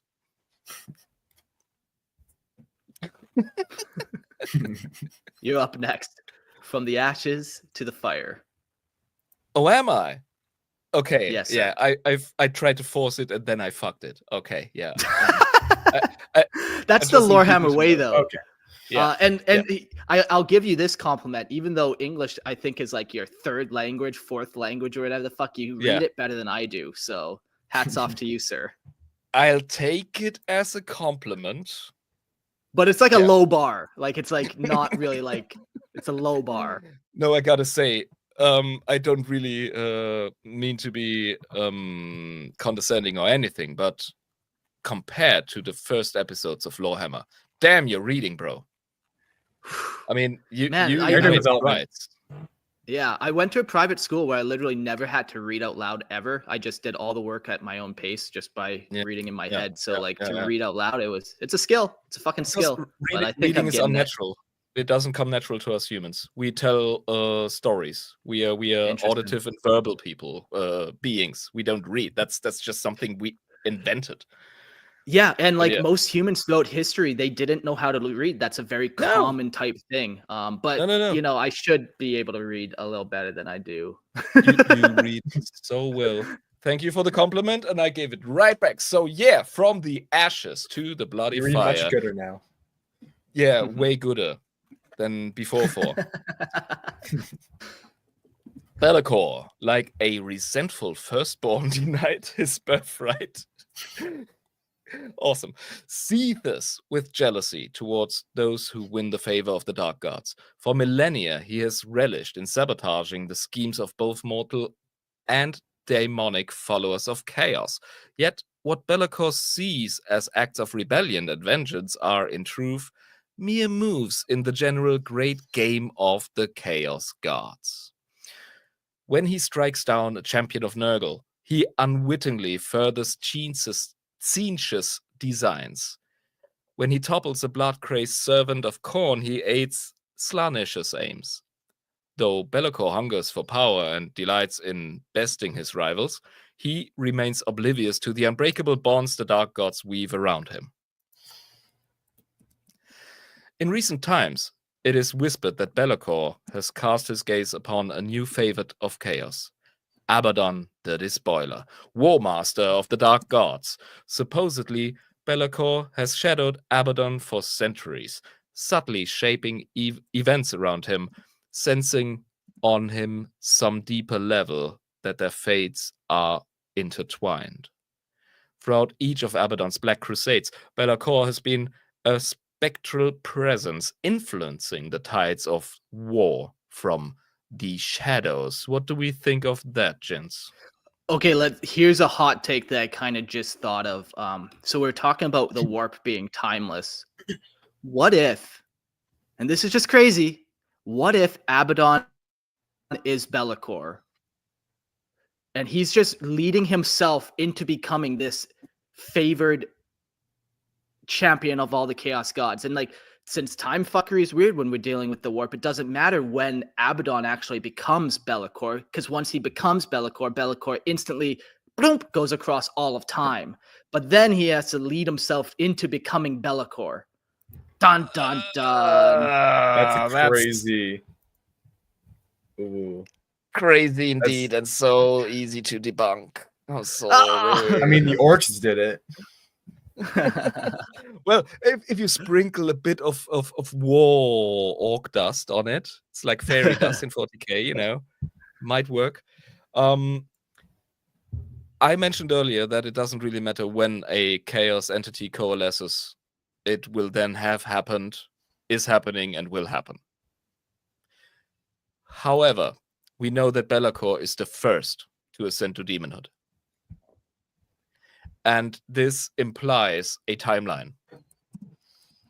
And I think that's the one thing you can use to poo-poo over this great idea that I really love. Yeah. That he is basically bringing himself into existence. That's the height of perversion. That's brilliant. I love it. Yeah. Uh-huh. All things are possible through either Jesus or the warp. Just bear that in mind. It's the same. Oh man. All right, carry on. That was just a crazy thought I had. One day I hope to do that to myself, in fact, but I love it. So where have I been? Here. During the Third Black Crusade, it is said that Be'lakor manipulated Talamin, a demon prince, into joining Abaddon's assault on Cadia. During the Sixth, rumors suggested that Be'lakor whispered to Abaddon of Drekarth, the Sightless, treachery. Drekarth the Sightless's treachery, there we go, leading to the annihilation of the Sons of the Eye. These are not my notes, are they? Yes, they are. We've already talked about that. In both cases, his actions appear to have strengthened Abaddon's position, though darker motives lurk beneath. Talamin's devastation of Cadia came at a great cost to Abaddon's own Black Legion, while Drekarth could have only become a potent ally had Be'lakor not stoked Abaddon's wrath. Enshrouded in secrets, Be'lakor's true intent is veiled, and it remains unknown whether he serves the dark gods or works against them. Regardless, his machinations have undoubtedly contributed to Abaddon's ascension. As the end times approach, Be'lakor stands once more in Abaddon's shadow. When the War Master launched his 13th Black Crusade, Be'lakor joined him, weaving his influence deeper into Abaddon's inner circle, positioning himself as a herald of the ruinous powers. With hatred and jealousy as his fuel, Be'lakor surely plots a treachery to deny Abaddon victory and seize the triumph for himself. When and how this betrayal will unfold remains a mystery only to Be'lakor himself. And here a quote from our man Abaddon himself. Only a fool trusts a demon. They are made of the very stuff of change, the raw madness of the warp made manifest. However, like men, demons are creatures of greed, pride, and arrogance. And these are things I trust completely. Hell yeah. Nice, yeah. Oh. He's Yeah, so just right. like the though. warp, my notes sometimes repeat and rhyme and don't make sense, but that's what you get for Yeah, trusting me. You can cut it out. It's all right. So yeah, I love this Abaddon quote, by the way. This is so real. He has both his feet on the ground and is touching grass while saying that. You know, these are the things you can really rely on. It's the stupidity, arrogance, and jealousy of men. You know, people being petty. If you know a person is driven by their ego or highly affected by it, you can always count on shit like that. I would bet money on that, you know? So yeah, I get Abaddon in this regard. Yeah, it's crazy. I did some research on the Sons of the Eye before this, just because they had some little stuff in there. I also re-listened to your guys' episode about talking about that had Dracoth in it. And so Be'lakor kind of like deceived, I believe, Abaddon, because Dracoth was 100% loyal to Horus. Like even after his death, he's like, we need to reteach his ideologies. Abaddon was having none of that, but they could still kind of like work together. And that's where Be'lakor came in. He's just like, you know, Abaddon, buddy, I just don't think Dracoth is really like a good guy. I think he's gonna like overthrow you and like reinstate Horus as like Umro #1. And so Abaddon and Dracoth, they did the 6th Black Crusade together, and then after that, he lured Dracoth to a place called Dracoth's Folly. Crazy foreshadowing. And that's where he killed Dracoth. Yeah, was that place named before or after the Folly? Yeah, Hard to say. exactly, Once my again, point. the warp and time fuckery. Hard to say. I mean, in one of your past episodes, you said like it was named before, so I'm guessing before. And everything I've said is completely true and can be trusted without question. We know this. Yep. Just like if you're talking to a chaos god himself.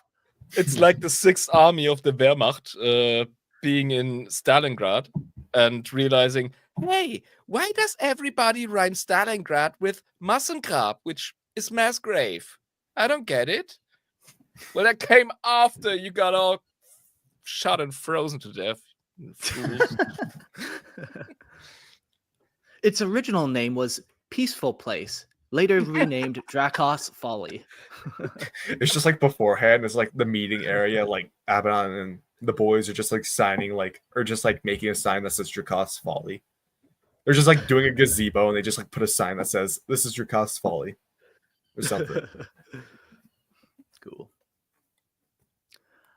So now we jump forward a little bit into, we've kind of learned a little bit about his origins, a little bit about kind of his involvement with, I don't want to say the Imperium, but Imperium opposite, like Abaddon and Chaos and stuff. And now we're going to jump into the era Indominus. Yeah. Ever the cunning opportunist, Be'lakor has been seen fighting alongside the demon legions of each Chaos God since the Great Rift tore open in CA 999 M41. ushering in the era Indominus. During his turbulent age, he has lent his aid to various renegade Space Marine chapters in heretic Astartes warbands, even rejoining the infamous Abaddon the Spoiler and his Black Legion as always. As always, Be'lakor's true purpose remains shrouded in mystery, his motives buried in layers of shadowed schemes. Carcharodon campaign. Amid the chaos of the Indominus Crusade, Be'lakor's attention turned toward the Carcharodon system, where he caught wind of the Nurglite Chaos Lord Typhus's invasion. Seeing an opportunity, Be'lakor descended upon Carcharodon with his own demonic and chaos space marine force, the Disciples of Be'lakor. Allying with the zealous Word-Bearers Traitor Legion, he began his assault on the sector, launching an attack that would test the defenders of the system. With the bulk of House Raven's forces dispatched elsewhere, Be'lakor struck at their night world of Colossi. He manipulated loyal sacristans within the garrison, corrupting the throne's mechanicum of key knights. This betrayal weakened the House Raven garrison, and Be'lakor's forces soon overwhelmed the world. As Colossi fell, the Dark Master unleashed a sorcerer's feat that would haunt the system for ages. He transported the entire world through the warp, remarking it as his own. Damn. Fucking tight. In the shadowed realm of Imperium Nihilus, Colossi was reshaped into the dark world of Corvosi, a fallen night world twisted by Be'lakor's influence of House Corvox, a sinister and infernal house loyal to the Dark Mechanicum. Since the loss of their home, House Raven has sworn to fight on as a crusading house, pledging to destroy Be'lakor and reclaim the honor of their lost world. Woo! That was Typhus, Word-Bearers, the Disciples of Be'lakor, House Raven, Corvosi, Words. Yes. We do touch more upon the Disciples and House Raven and all this stuff a little bit later on, but it is super cool kind of how they've updated some of this lore, including House Raven and taking Be'lakor and taking the knights and corrupting them that way. Such a cool fucking night house, and I can imagine a tabletop army of just a bunch of knights being led by Be'lakor. Yeah. In their opposite side, just another bunch of knights led by House Raven. This whole whirlwind of actors, of malicious actors, most foul, is definitely the stage where Be'lakor has to be set on. That's where our boy goes to work. That we call it apocalypse. He calls it a Wednesday. You know, it's exactly his milieu, his métier, his landscape. Yeah, even amongst the towering Imperial Knights, he stands far more powerful than all of them. Even amongst that, very cool. Just Pacific Rim, but with demons. I mean, guys, we've been talking about the mini. Have you checked on the cost for the mini? If you have an army, how much points Be'lakor is? Check it out. I think it's about 700-ish. Whoa! So or 400-ish. I don't know. I did a quick search, and this is only from 2001. And it says 360 points, but I'll find more. He kicks ass. He's a big boy. Yeah. You know? Don't lose him turn 1 to the tower railgun. I'm just saying. Yeah. Just please do not. That would be detrimental, at least. Yeah. But yeah, Be'lakor is a beefy boy. And he definitely, this description in the lore makes total sense to me. Gotta be honest. Yeah. And the mini is bloody huge. If you don't have line on sight on Be'lakor, the fuck are you doing? Yeah, his wings alone give you. Yeah. Yeah. Don't charge. Well, let's talk about his appearance and what he looks like for those of you who don't have access to the internet to Google a picture for yourself like a bunch of plebes.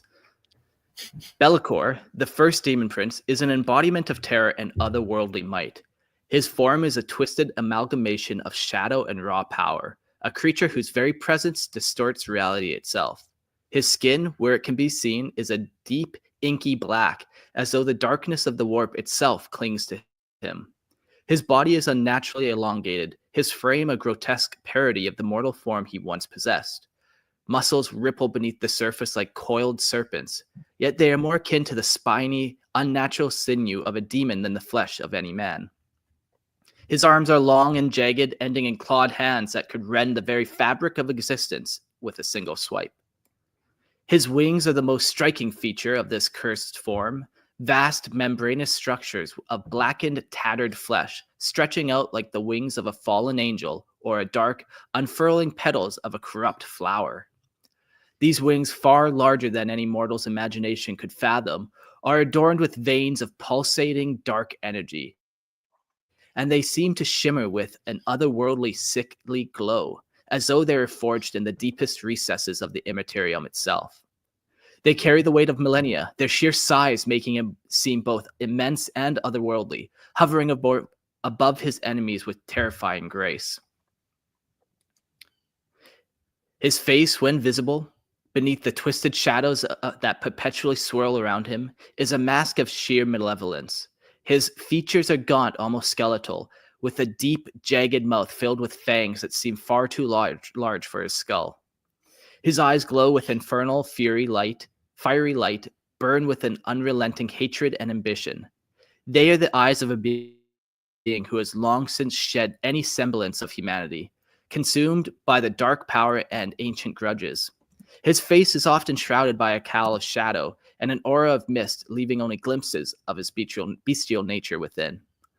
When reading codexes and stuff, oftentimes they make reference to like his humanity that he lost or his human form.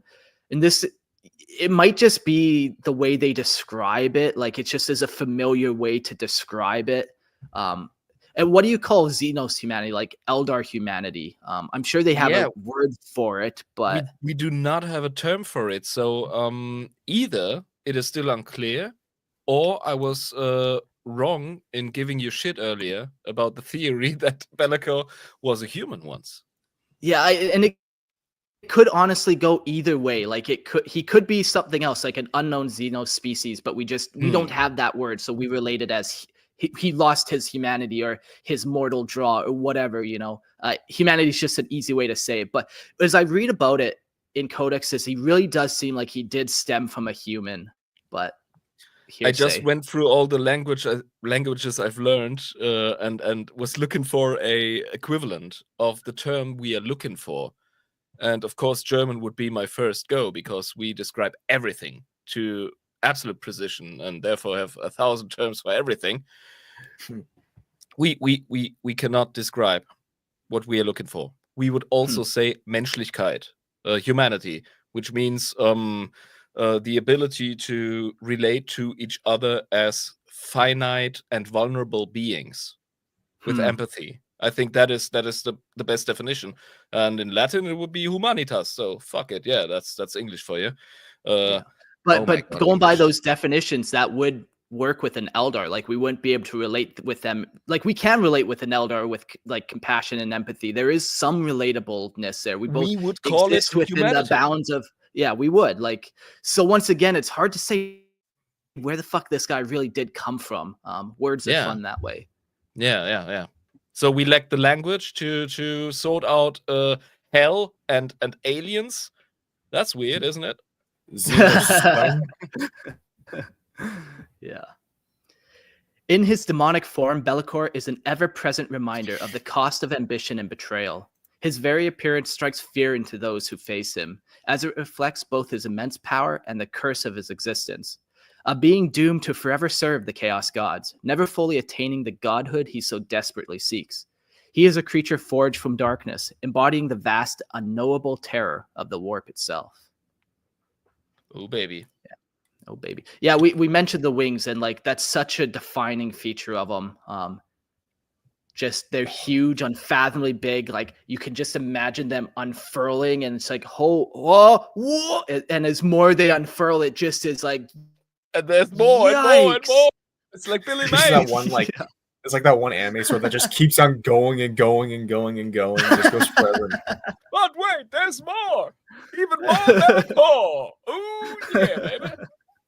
No, for real. I mean, and what I really love is, I don't know, it looks like it just is designed to evoke some torture chambery kind of associations or slaughterhouse associations within us mortal humans, but the chains with the hooks on his wings, I am sure there is some lore that explains that and makes reason of that, but the aesthetic alone evokes something in me. And I got some lore that explains that, actually.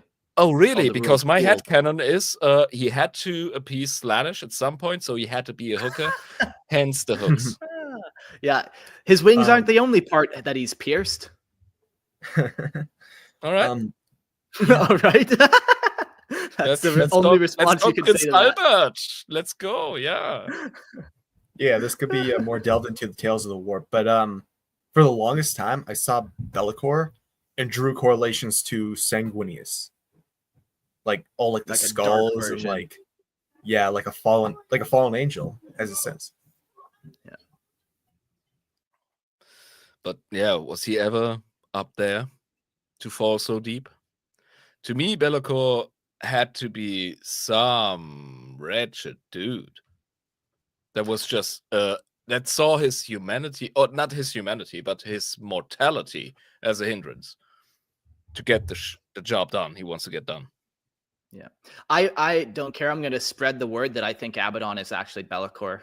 I'm going to start spreading that word and see if it sticks, and maybe GW will copy another thing I say. Mark, I will work tirelessly on debunking my debunking of your theory. All right? Good man. As soon as I find a way, I'll let you know. Yes, sir.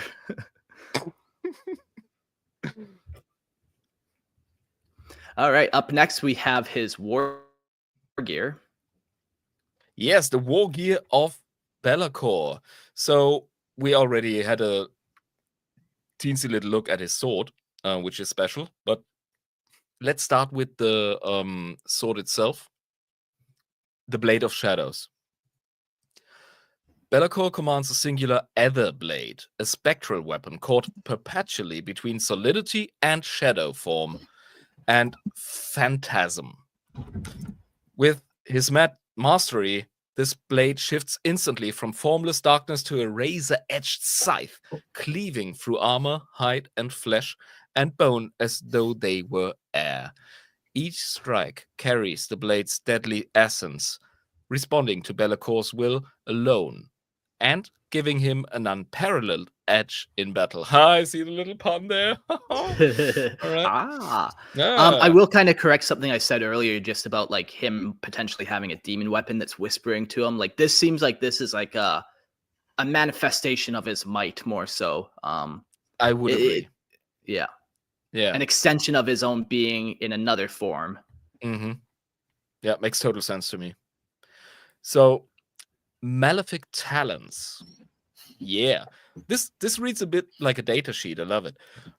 Malefic Talons. Be'lakor's hands are twisted with dark power, ending in talons that seethe with malevolent energy. These claws can tear through mortal and immortal alike, making his strike as deadly as they are relentless. Crown of the Black Sun. Oh, there we go. Crown of the Black Sun. This ancient artifact amplifies his psychic powers, granting him dominion over shadow and deception. The crown allows him to cloak himself in darkness, hide his true form, and even bend the minds of those around him to his will. It is also a symbol of his rank as the first demon prince, a relic of his previous exaltation. Precious as well, I reckon. That serves both as a reminder of his past betrayal and a tool for asserting his dominance over other chaos entities. I was not aware of the Crown of the Black Sun. This is amazing. Ooh. Yeah, we just go from like Crown of the Black Sun, Blade of Shadows, and Malefic Talons. the reviled, I guess. Yeah. But that's The still boy a pretty got- boy cool got a name for sword. his hands. Yeah, boy got a sword. You don't want to catch these hands, and he's wearing a crown. He is basically a drag queen out for war. Yes, that's exactly how I'm sure he would want you to describe him. He wouldn't fucking care because our annotations and values do not apply to fucking Be'lakor. I mean, he's at least We one don't even know his fourth- real name. Yeah, exactly. He's 1/4 Slanesh. He would look at me and go, "What is you? Even come on." What are you? Oh my gosh. Yeah. So yeah, Anyway. the sword you already clarified it, Mark. This is basically Be'lakor deciding to be a sword as an extension on his hand, you know? Yeah. So yeah, there's nothing Very special cool. to it. Just being fucking aggro, you know, being Another useful. cool part about him is he like doesn't have any armor on him. You know, he doesn't need such things. Like he's It's for beyond scrubs. such thing. Yeah, where like you can look at other demon primarchs and stuff, or demon princes, and you know they still might have armor from being an Astartes or whatever, but he is just pure warp energy incarnate. Yeah. Definitely. He's just an angsty teen. He's just a 14-year-old angsty teen. He's got the magic. He's got the blade of shadows. Once again, I'm sure that's how he would want you to describe him, either as some type of. But then, my young friend that I just met tonight, wouldn't he wear a fuck ton of armor? Nah. Because the The older more you skin, get, the better, apparently. yeah, right. But the older you get, the less stuff you need to put in front of you. You need. So, you know, like edgy internet humor. Oh, I'm so edgy. I'm good. I'm going to say the N-word. Yeah, kind of edgy. there's the N-word. Deal with that, liberals. Everybody, liberal or not, will go, yeah, all right. Awesome. I think I know everything about you I need to know right now. So yeah, less armor means more G, more chat. More In my chat. opinion. Yeah. Yeah. It's just I agree. brain rot internet humor or something. We Anyways, don't know. Do we have notes of Be'lakor's sense of humor? I like the idea, Jax. Let's found a research group. He's just like I'm sure he's got, a like, funny the craziest guy, I'm dad sure. humor. He's just cracking puns to Abaddon. he just arrives on an imperial world and everybody goes, "Oh no, we are doomed! Hello, doomed! I'm Be'lakor." He's Get just like off on my the planet, beach, he's Be'lakor. You're he's not fighting on welcome like a here. beach, and like he's like turns to Abaddon. It's like, oh, this surely will be in our advantage. Oh, gives it a, like, fucking wink. hell. Oh, is this Pun City? Am I right here? Oh God. Woo! He's just Be'lakor. choking out like Drekok, the sons of the Eye Guy, and he's like, Cock. be sure not to choke on your aspirations. Something.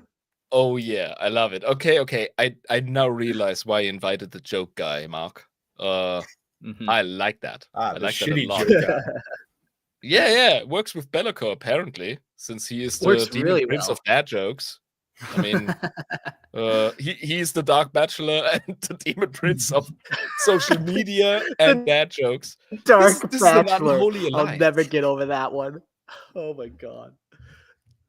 Dark Oh, Bachelor. but this bloody crown can please somebody in this podcast or somebody who can comment explain to me what the crown of the Black Sun actually does. I know I read the text, but nah. The crown yeah, allows I him to think cloak himself in darkness, just like stealth. But that's that what he do. Oh, that what he do because of the crown. yeah, I like is to he the imagine, like- sword or is the sword he? It's hard to say. Same with the crown. Is it a Okay. manifestation? I don't know. There we I like go. to imagine him as a just trying to be sneaky, just like yeah. a night battle's going on around him. He's just like, like between So- all the buildings. on my next drug-infused rampage, when I see a kid at Burger King's with a crown because it's his birthday, I'm gonna attack him with a bloody mop handle and knock it Yeah. off and say, Be'lakor, you ain't hiding in the shadows no more. I got release you you from your figured. possession, young boy. Yeah, there we Um, go. And then yeah. tell me your real name, bastard. Man, you live in a weird country if you can get away with stuff like that. But Yeah. Well, Switzerland is way more civilized. I am from a deeply troubled, bigger city in Germany. So, yeah. We do not distinguish between the night and the day.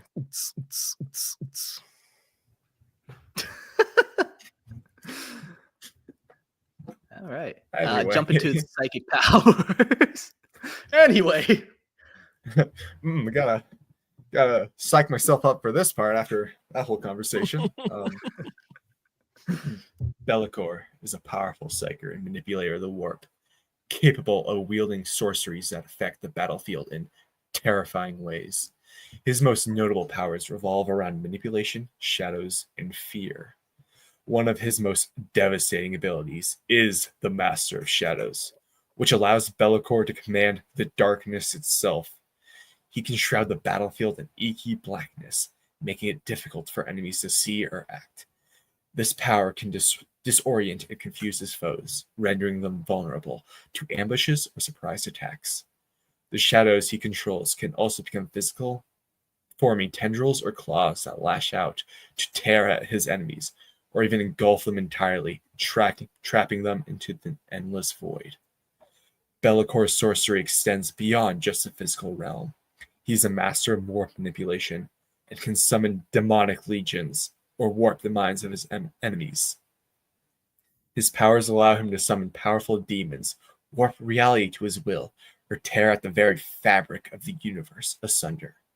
He can also induce crippling fear or manipulate time and space, creating chaotic ripples that destabilize his foes' very perception of the world around them. Finally, as a demon prince of chaos, Be'lakor is constantly empowered by the warp. His very presence warps reality, allowing him to regenerate from mortal wounds at an alarming rate and become nearly invulnerable to mundane attacks. His connection to the warp grants him his near immortality as he exists in a state beyond death, forever bound to the forces of chaos. These powers and artifacts make Be'lakor one of the most dangerous and cunning figures in the Chaos Pantheon. His war gear and mastery of the dark arts are a reflection of his desire for power, his deep-seated hatred for all the Chaos gods, and his ultimate ambition to one day rule over them all. One ring to rule over them all, one might say. yeah. That's a lot of very relevant information for understanding Be'lakor. He really is just an angsty teen. Like, Yeah, I'm gonna attack you everyone. with shadow. I'm starting to get your point, Jax. I really do. So I really am, rather. So yeah. His ultimate goal is not just independence. It's getting rid of his 4 parents. Oh my god, he is a modern child, isn't he? That's nice. Well, let's jump Yeah. to some of the people that follow him. We'll start with the disciples of Be'lakor. The disciples of Be'lakor, a name that instills dread, comprises a dark coalition of chaos.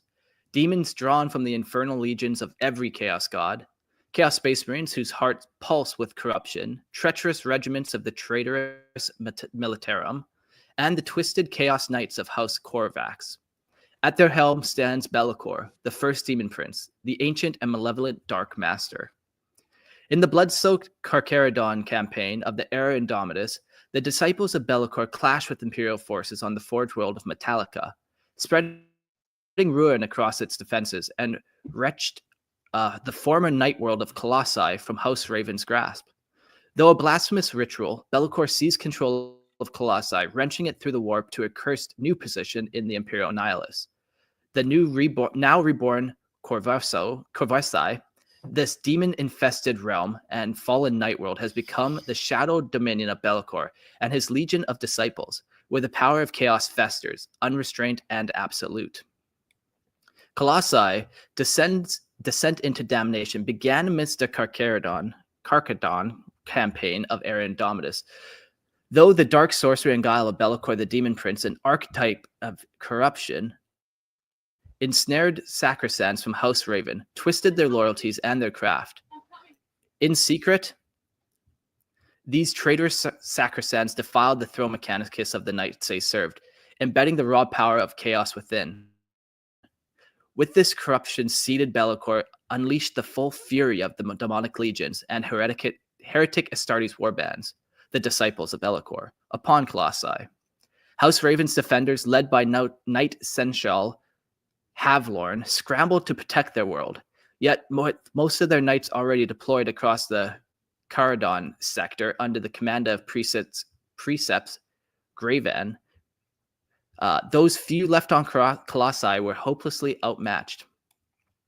As Havlorn and his remaining warriors fortified the keep inviolate, these population of Colossi sought refuge within its walls. But even as these loyal nobles prepared their final stand, treachery struck. The throne mechanicus, twisted by sacrilegious rites, transformed loyal nobles into twisted chaos knights, mindless instruments of Be'lakor's will. Under his command, they turned their weapons on their former allies, and Havlorn himself fell to the vile betrayal. In swift succession, House Raven's loyal defenders were extinguished, and the remnants of House Raven were driven off-world, leaving Colossi to the mercy of chaos. A distressed call came, launched in the battle's final hours, reached the battle group Tarsus in the Indomitus Crusades Fleet Primus. As their vanguard approached Colossi, they encountered a nightmare, demonic and treacherous forces already laying waste to what had once been the bastion of House Raven. The vanguard dispatched an Adeptus Sororitas strike force to the planet's surface, but they too fell before Be'lakor's corrupt knights. Knowing that the full force of the battle group Tarsus would soon arrive, Be'lakor enacted a sorcerous ritual, wrenching Colossi from real space and casting it deep into the Imperial Nihilus. In this darkened realm, he reshaped Colossi into Corvosi, a demon world where shadows reign and the knights of House Corvax serve him as twisted paragons of ruin. Now the corrupted chaos knights of House Corvax, monstrous and perverse, form the iron core of Be'lakor's legions, alongside demons, heretic Astartes, and traitorous Militarum. They defend the Dark Master's dominion, bringing terror and death to all those who trespass in his shadow empire. Yeah, super cool story just of him taking this planet, fucking over an entire night house.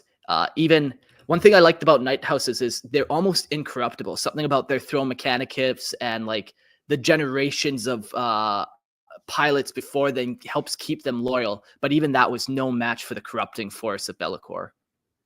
I mean, night houses do fall to corruption, but you rightly mentioned that they are not as susceptible as some Astra Militarum regiment in buttfuck nowhere Tempestus sector.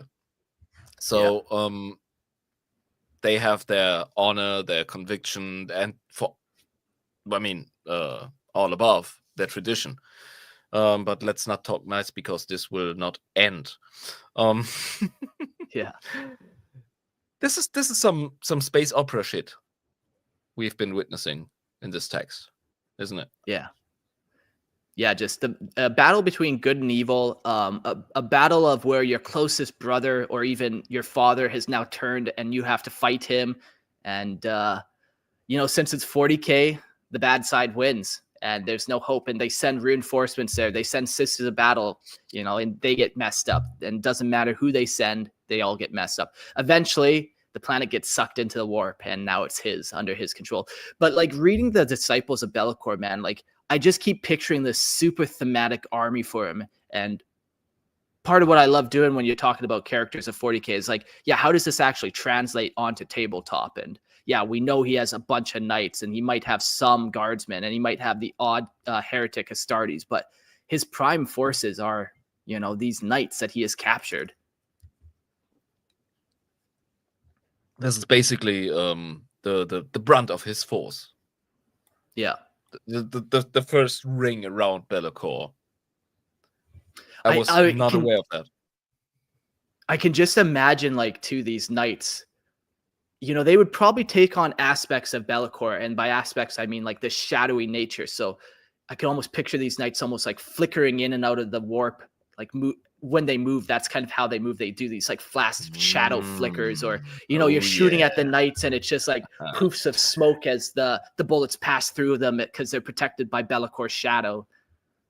Yeah, I love it. Yeah, fucking I cool. just feel reminded. The first community event we did with our German 40k podcast. We of course had some 40k tabletop matches, and my dev core was steamrolled by one of our most amazing community members, Rob. Rob is actually teaching people 40k via Tabletop Simulator on our Discord. So cool. he's a staple, and he brought his fucking Chaos Knights to whoop my ass. And he's really great at bringing some dynamic to his models. So he's actually breaking their joints to rearrange them and giving them a sprint animation and whatnot. It's just amazing. So you feel less bad when you lose to a beautiful army. You're like, I fucking lost, but at least you look good doing it, Yeah, definitely. Yeah. So Rob, you're just the man. on the topic. Yeah, hey Rob, if you're listening to this, come join the Lorehammer Discord. Like I said earlier in the show, I think there's rumors of us doing some Tabletop Simulator campaign if you want to get involved and help us run that. I've played on Tabletop Simulator once or twice, but like I'm not the guy to teach people. I haven't played 10th edition even, so if he wants a little extra. Rob, join the Lorehammer thingy and have more work. Yes. Yeah, exactly. That's a good pitch. Just for a season, just for one tournament, then go back to the wherever you crawled out of. So that's kind of all of the episode about Be'lakor that is like official kind of canon. Now we're going to jump to the Tales of the Warp section, and in this kind of segment, it's way more free flow, and we're going to talk about Be'lakor and kind of the similarities that he has in Warhammer 40k and Warhammer Fantasy. He's one of these crossover characters where he can play actually in both settings. So we're going to kind of go through what he's like in both. Yeah, that's like 80% of chaos. Sure. To be honest. Yeah. That's a cool thing. That's what I really love about the thing between 40k and Warhammer Fantasy, because we don't talk about Age of Sigmar a lot. Yeah. The fact that chaos can work and mostly will work the same in both settings, I really love. A great unclean one will be a great unclean one. Creatures from the warp will bring weapons like axes and swords or jarred sword-like objects and whatnot. Yeah, spears. like they really tried to make it so there was no like guns. There is no technology. All the models really do transfer over. If it is something that has the technicality of a gun, or let's say the functionality of a gun, it can be worth like it. the skull cannon, where the bloodletters say ride on this cannon that shoots skulls out, but it's not like they're shooting bullets. It's not like it's powered by gunpowder. Very cool. Jax, do you do Warhammer Fantasy? I actually do have a bunch of Skaven and what are they called? The Stormcast Eternals, the rip-off Space Marines. Demons are just the easiest for both settings. Like, you take them out from 40k, play in Age of Sigmar, same thing. But the main thing about it, I did have a conspiracy theory. If you guys want to hear it about Age of Sigmar and 40k, sure. Is now the best spot, or maybe? Tales of the Warps. Okay. I'm just thinking, is it right now or after we do the Be'lakor segment? It's the Tales of the Um, Warp, and you are trying to force a timeline upon us? And Oh a shit, sequence you're of right. events? Lay it on me, Jax. My bad. I come from Germany. My parents do, and my grandparents. So maybe that's still a little bit of that structure and organization lingers in me deep down inside with my blonde hair, blue eyes. all I good. generally agree with you. But yeah, Lay it on me, Jax. basically, my conspiracy theory, my whole like billboard like pins everywhere. Age of Sigmar and 40k take place in the same like dimension, but not the same universe per Boo. se. Okay, hear me Boo out. you, sir. So we know 40k is based off of human history, like for Terra.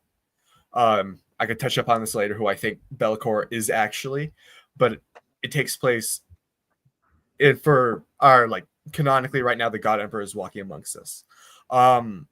Bellicor is born at the start of humankind in the Bible.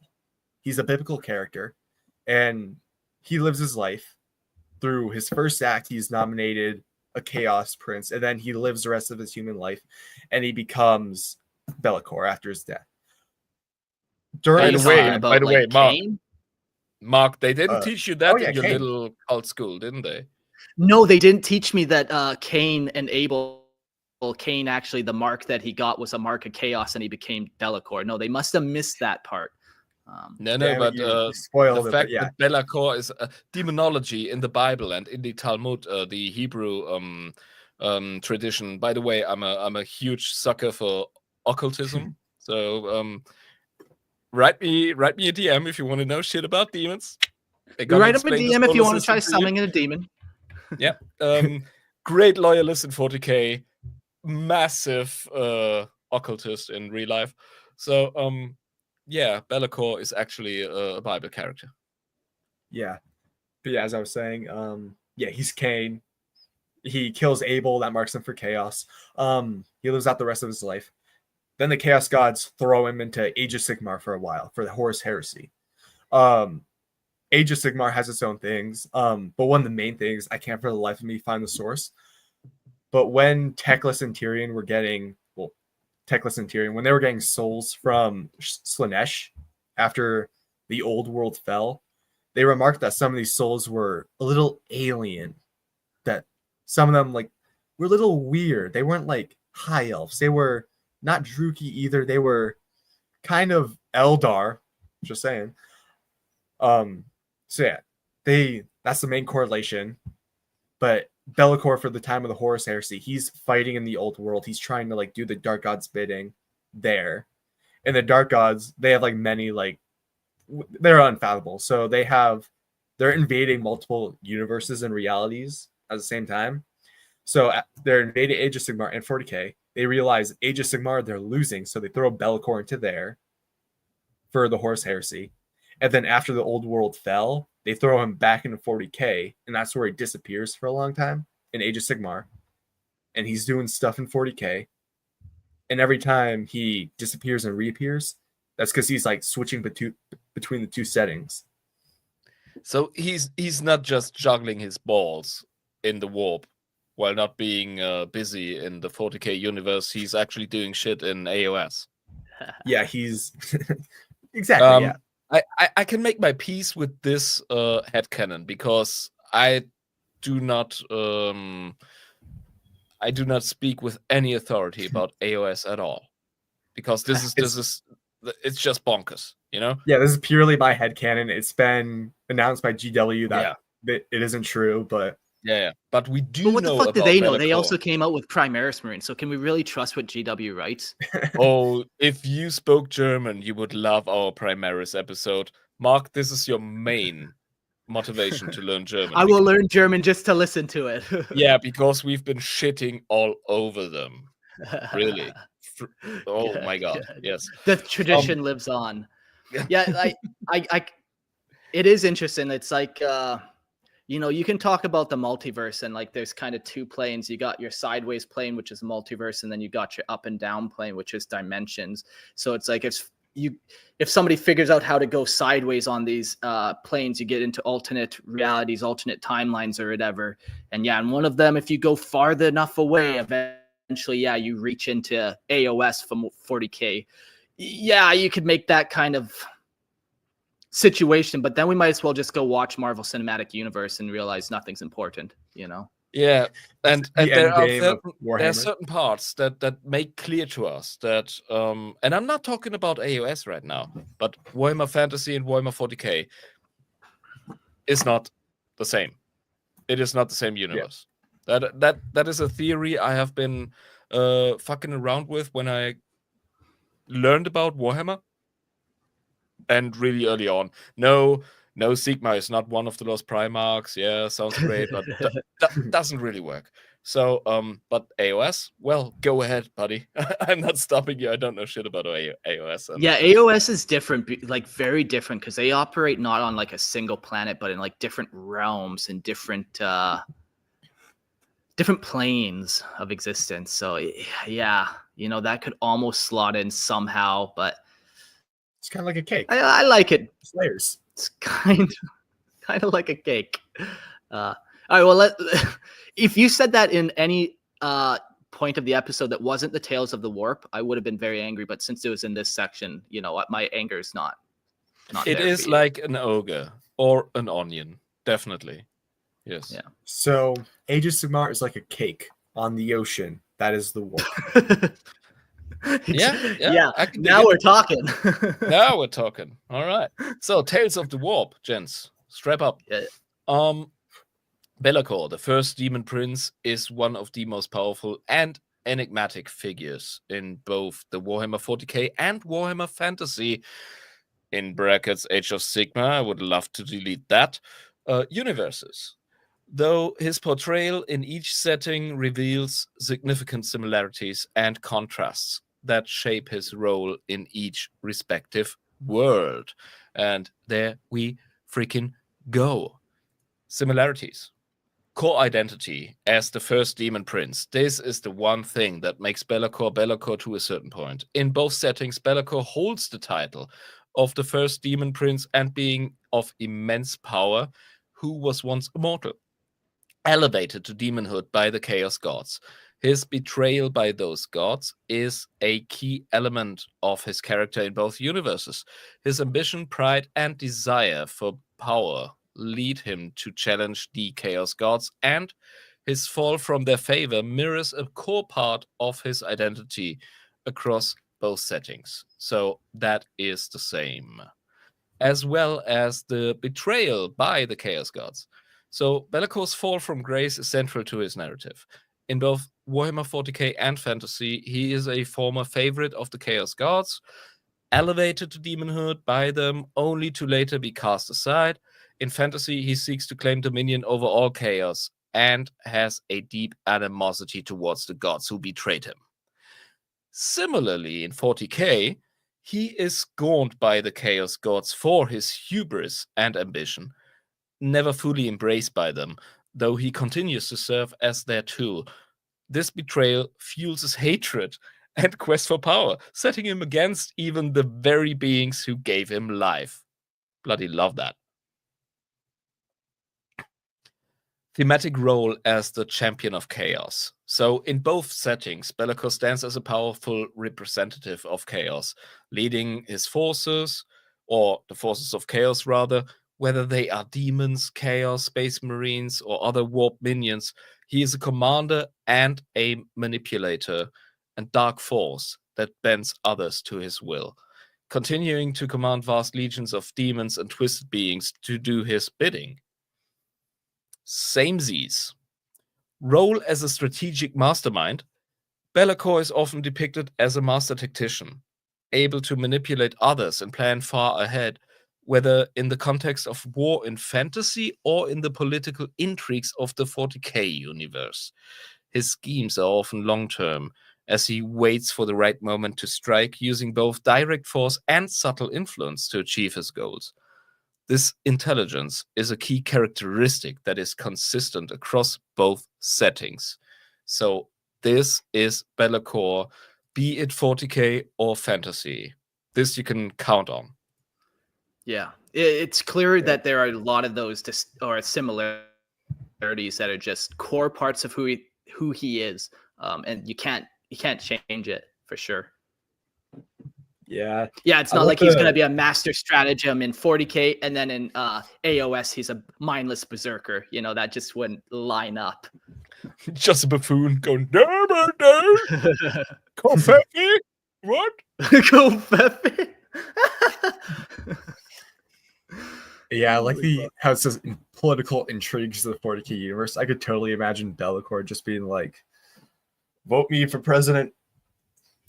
Well, yeah, something. like he has manipulated many different empires throughout his time, and it's not always that he's conquered them. There's a lot of that manipulation going on, or like setting himself up to be worshipped or whatever. It's not just through sheer might and willpower that he gets these planets to worship him and follow him. So Yeah, and if you Uh, think those like planets are really dumb, just for like, oh, why would we worship this immortal god being who's kind of evil?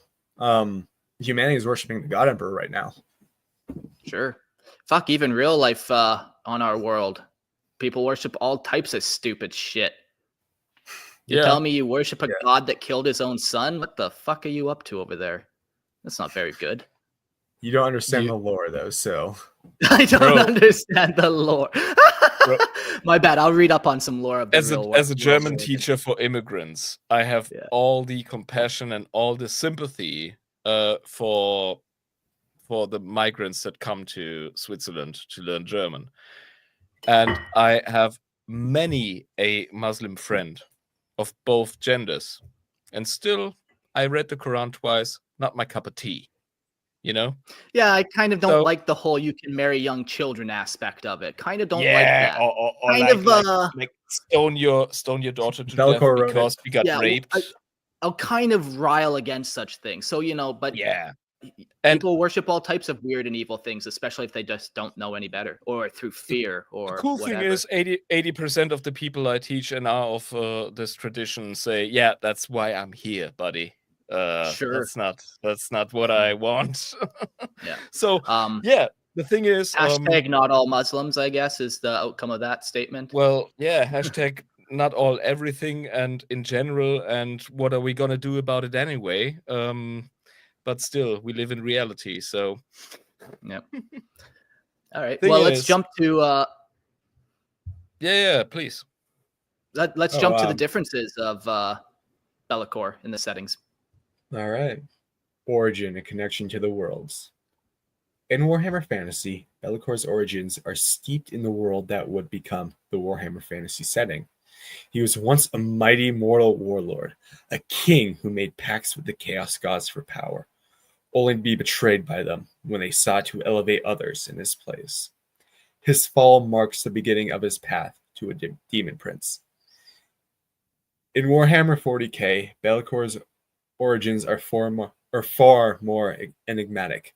He is a figure from the distant past, his history shrouded in mystery. It is implied that he existed in the earliest times of the Imperium, and his role as a manipulator of chaos in the 40k universe is tied more to the cosmic struggles of the galaxy, with his goals often revolving around gaining dominion over chaos itself or exploiting its power to further his own agenda. His presence in the 40k universe is more tied to the warp and the endless conflict that pervades the galaxy rather than a specific lost mortal kingdom. And finally, we have, or he is Abaddon. Or Archeon. You know, Archeon, yeah. we could throw that in if he's in the fantasy setting. Oh shit. All right, yeah. But I started my Be'lakor journey in the Warhammer Fantasy setting. Not because I started with fantasy, not at all. I mean, I started with Lorehammer and 40k. But when I was researching Be'lakor, I started with fantasy. And sometimes, gotta say, lads, sometimes the fantasy lore got some extra spice to it. Yeah, There's man. some paprika in there. Yeah, just a little bit of paprika, a little bit of what we in Germany elegantly called Muscatnos. Muscatnos. Yeah. See. Yeah. So, and there, Yeah.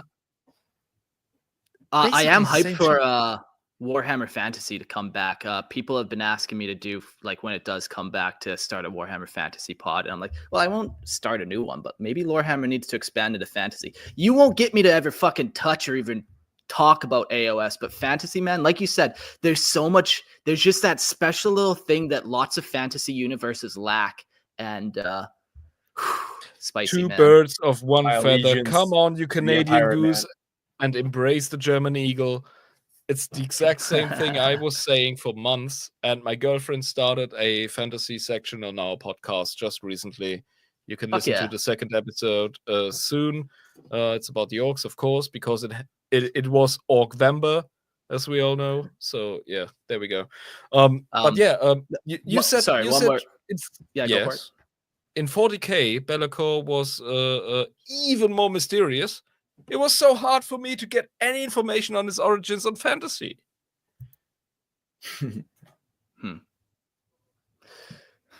They're both mysterious, I guess. There we go. They're one and the same in 40k and Age of Sigmar, or fantasy, one might say. I just feel like with fantasy, I feel like we know for sure he was a human. Where with 40k, we think he might have been a human, but I feel like it opens up a lot more. But maybe I'm wrong. In fantasy, it says he was a primal mortal. So that could be anything then. Yeah.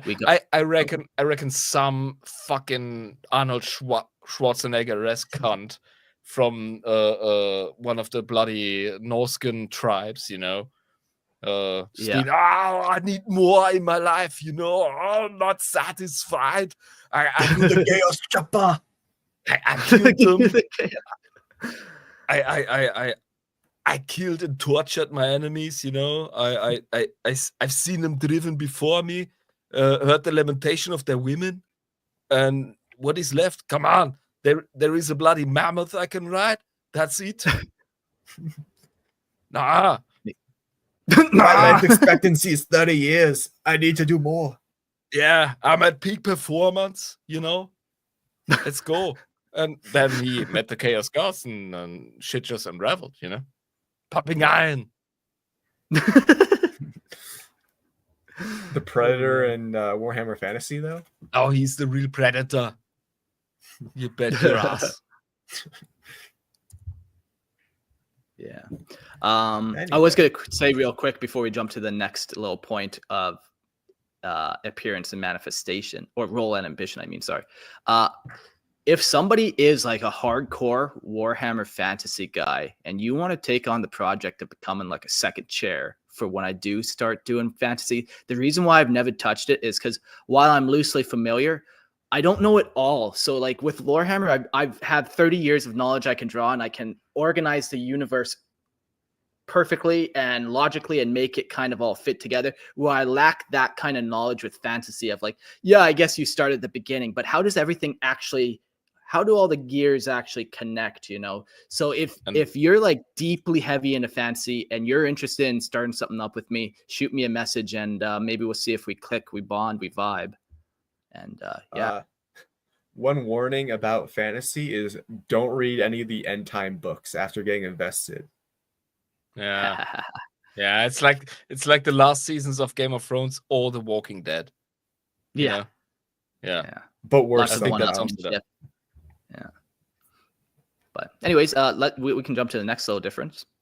Yeah. All right. Role and ambitions. In Warhammer Fantasy and Age of Sigmar, Be'lakor's ambitions are primarily focused on supplanting the Chaos Gods and claiming their throne. He seeks ultimate power, intending to become the true ruler of Chaos, and has often worked to manipulate the other Chaos factions to bring about his ascension. His relationship with the Chaos Gods is antagonistic at best, and he constantly challenges their authority while seeking to control their demonic legions. In Warhammer 40k, Be'lakor is more focused on manipulating events within the Grimdark universe to his advantage. His goals are less about dethroning the Chaos Gods directly and more about finding ways to exploit chaos for his own purposes, often in subtle, long-term ways. His role in 40k is more about being a force of disruption and subversion, particularly in his relations with the Chaos Space Marines and his endless desire for influence over the forces of the warp. Okay. Yeah. That's something and a half, to be honest. Yeah, Yeah, Oh, go ahead. Just a joke. This is yeah, this is where I wish I knew more about fantasy so I could contribute more to this, but I just don't know much. You're missing out, man. Yeah. Really. Like I He said, doesn't have I'm a whole open lot of to it. lore. I'm definitely open to the idea of coming on board and holding my hand and we going through fantasy together. Just like I did with Jordan, just like I did with some people. I need that guy to do that with me. But anyways, that's neither here nor there. Yeah. Anyway, I was about to say the Chaos Gods and claiming their throne. I like to think like each Chaos God has a throne. So if he ever like beats a Chaos God, he just like takes their throne. And when he beats all the Chaos Gods, he just puts all the thrones on top of each other and just sits down on it. Isn't that like the throne mean of blue guy that collects all the weird stones on his fucking Thanos. anime fan article? I haven't seen the Marvel stuff, but I see the memes. Thanos, yeah. First of all, Yeah. he's purple. I'm sorry. He's not a I can't Chow. read, but at least I know what colors are. Good for you, Mark. I'm happy. I'll pat myself right on the back there. We all need stuff to do well and be proud of. Yes, I'm with you. Mama This is a loves me. This is a tribal experience. We all affirm each other. Yes. Good. Men resort. Later, we can braid each other's beard to further bond. Oh, Aw. afraid I you feel left out. Jax. Oh, fuck. But yeah, I do believe the differences are minuscule. Yeah, really. Yeah. I think we'll It's almost like skip they're the some same of these. person. Yeah, I think we're skipping some of them and jump down to connection to Chaos Knights and just kind of how technology works with them. Because yeah, influence and followers, yeah, they still use the same stuff. It's like instead of using Chaos Space Marines, he uses barbarians or whatever.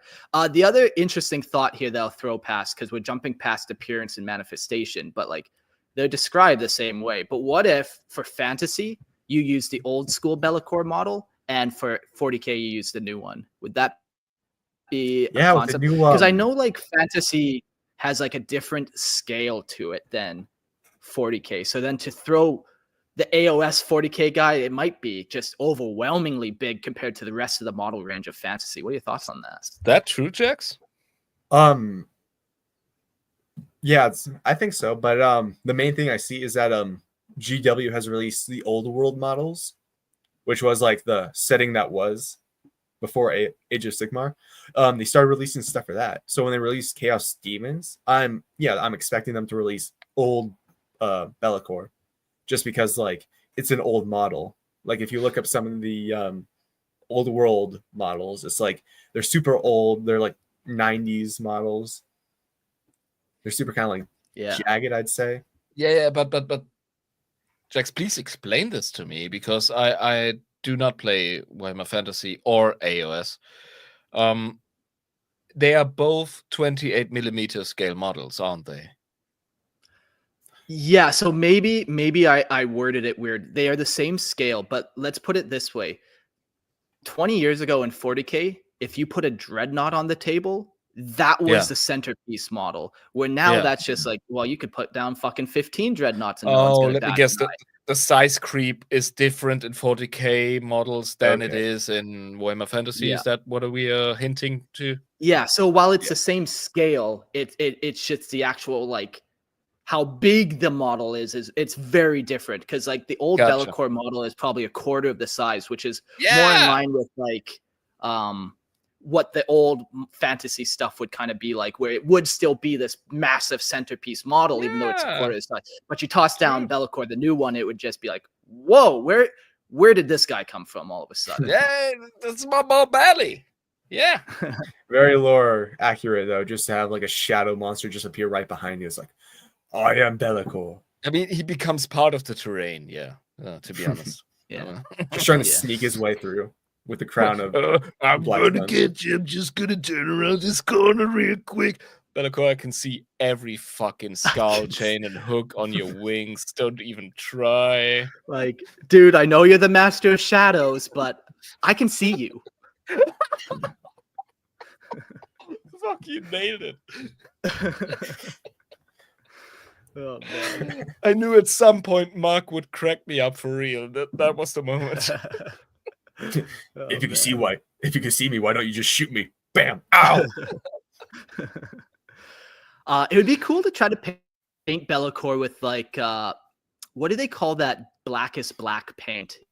Is it Vanta Abaddon black? It is Abaddon black. No, like it. No, not you in mean the the GW real life, range. the real life black.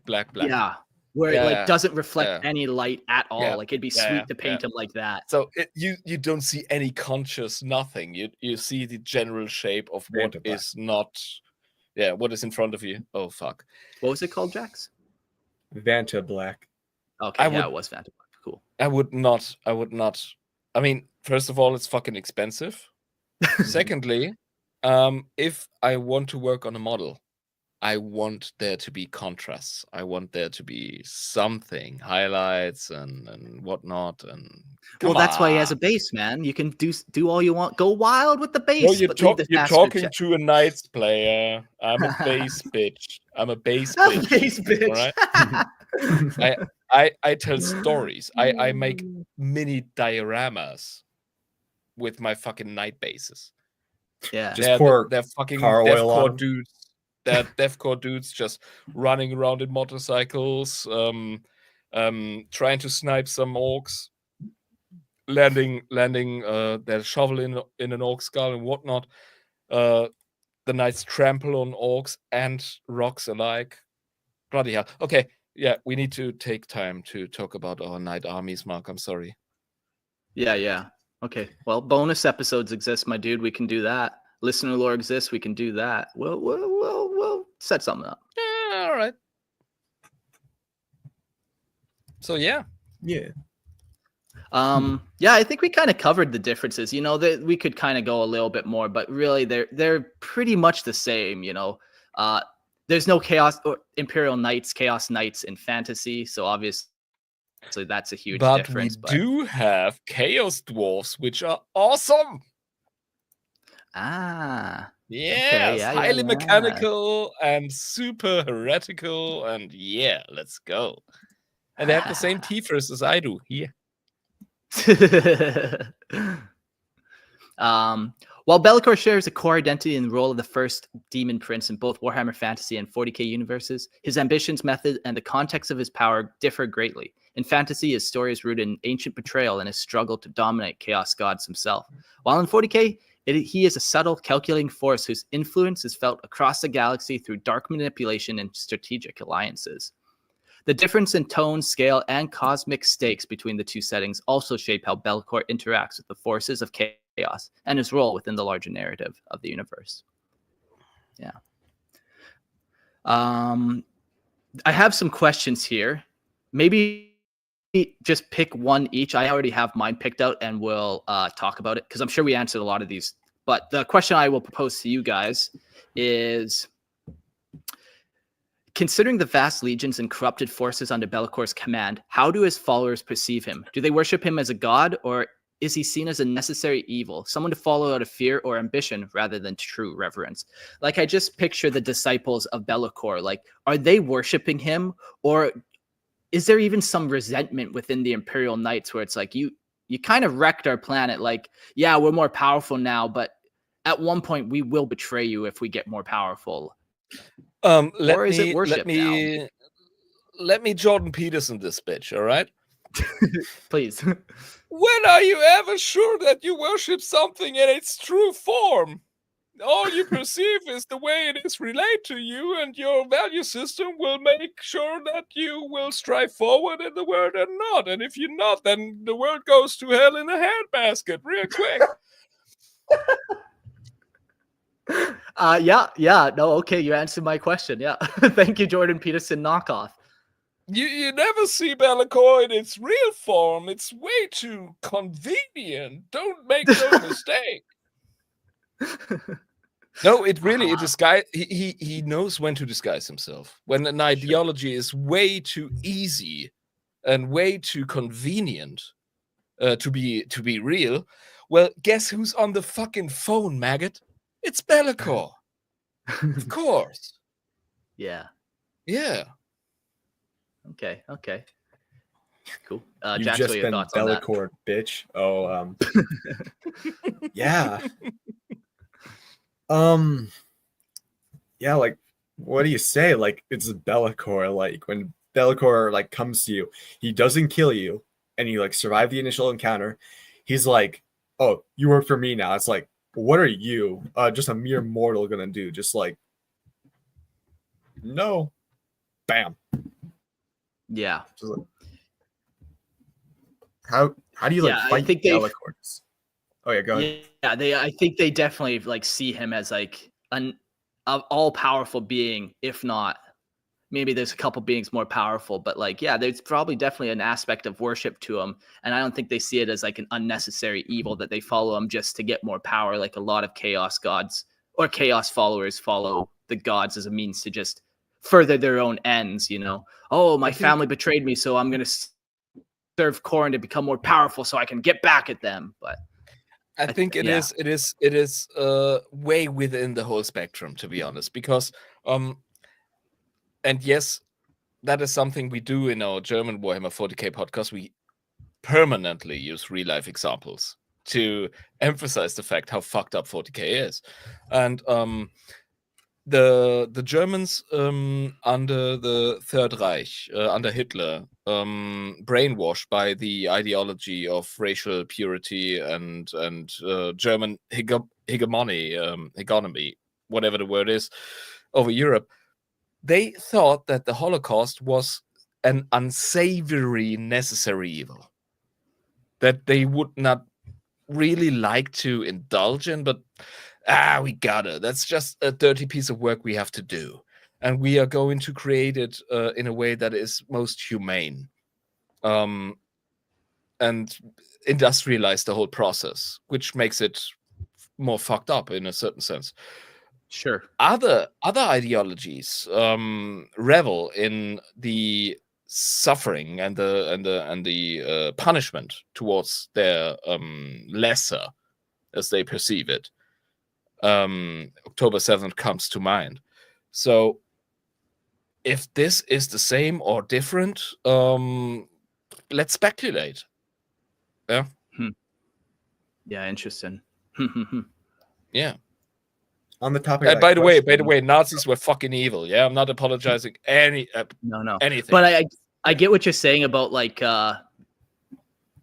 you know, the German people during the Holocaust, they wanted to spare a lot of the people doing that truly horrendous stuff, and they did it through a lot of different ways. You know, they would put and people at the behind same time, they were fucking sadists that made the concentration camps as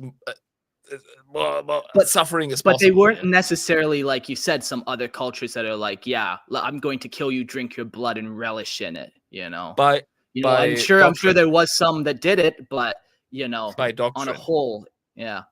Interesting take, yeah, or observation, I guess. On the kind of the topic of the question, still, before we move on, sorry, Mark. No, all good. To be honest, if all of Bellacor's forces came together, like the 100 knights, all of his disciples, all the demons, if they all worked together to defeat Be'lakor, they could probably do it. The one problem is that, as you say, like, they need to be working together, and as chaos, everybody's at each other's throat. And the disciples of Be'lakor, called disciples of Be'lakor for a reason, they probably view him as a god.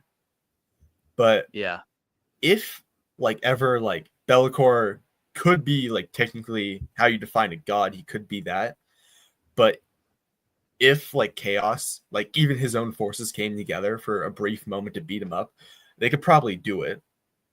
Could probably, but the problem is, yeah, they still have to use him. Like everybody's using everybody. They need a figurehead. They need Bellacor's strength. They need his pull a planet through the warp abilities. But isn't that the whole shtick with Chaos Undivided, or Undivided, as we like to say? Pretty much, yeah. Yeah. That's the thing. You can have a bunch of step people, step nomads, brilliant raiders, brilliant fighters, and horsemen and whatnot, but to get them to focus on one goal at the same time under one jurisdiction and organization, well, that takes a bloody Genghis Khan. Yeah. That takes a Jagatai Khan in our context. So yeah, Chaos Or an Undivided Abaddon the is, Spoiler, so to speak. there we bloody go. Yes. But they're one of a kind individuals, you know. Yeah, definitely. Rare, few and far between. Yeah. Mm-hmm. Maybe my other thought just on them rising up and trying to defeat Be'lakor. I feel like if they tried to do that on Bellacor's planet, Colossi, they wouldn't stand a chance. Like, he is the master of that domain. So yeah, you know, then all of a sudden you'd have to try to confront him in real space or something, but maybe then they would stand a chance. But on the planet, like, that is his dominion. He gets the final say on everything there. Fight him on not his home turf. Yeah, and that's what you would have to try to accomplish for sure. But did you guys end up picking out a question? Yeah, I did. If Harry Yeager, do you want to go first? No, go ahead.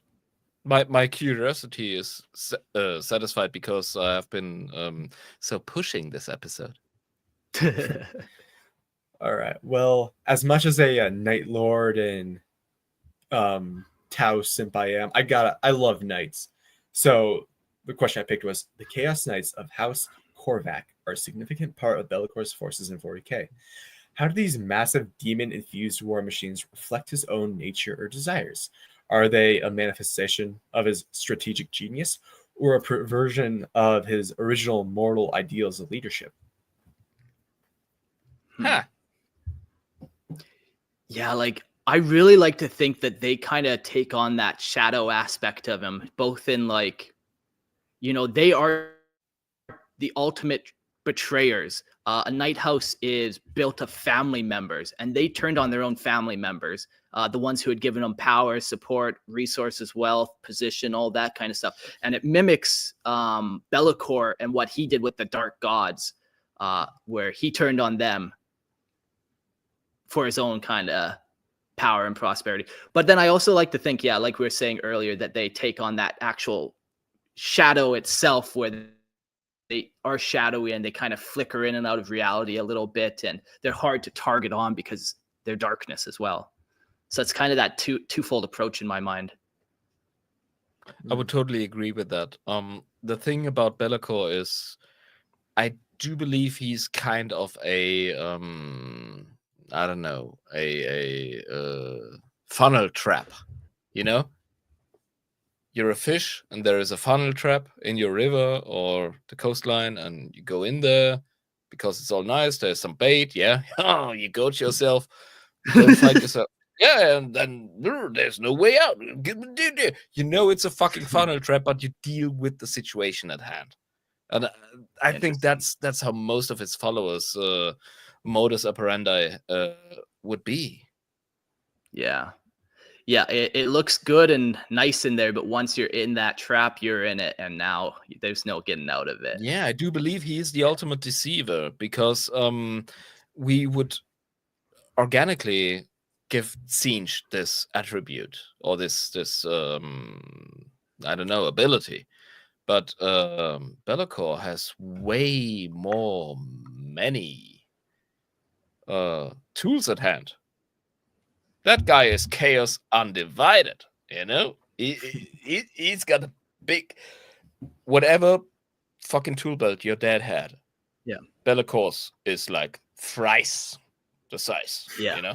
Yeah, because not only does he have like the 4 chaos gods and all their kind of tools at his disposal, he also at one point was immortal. He also can actually go into the mortal realm where the chaos gods don't have that same ability and stuff.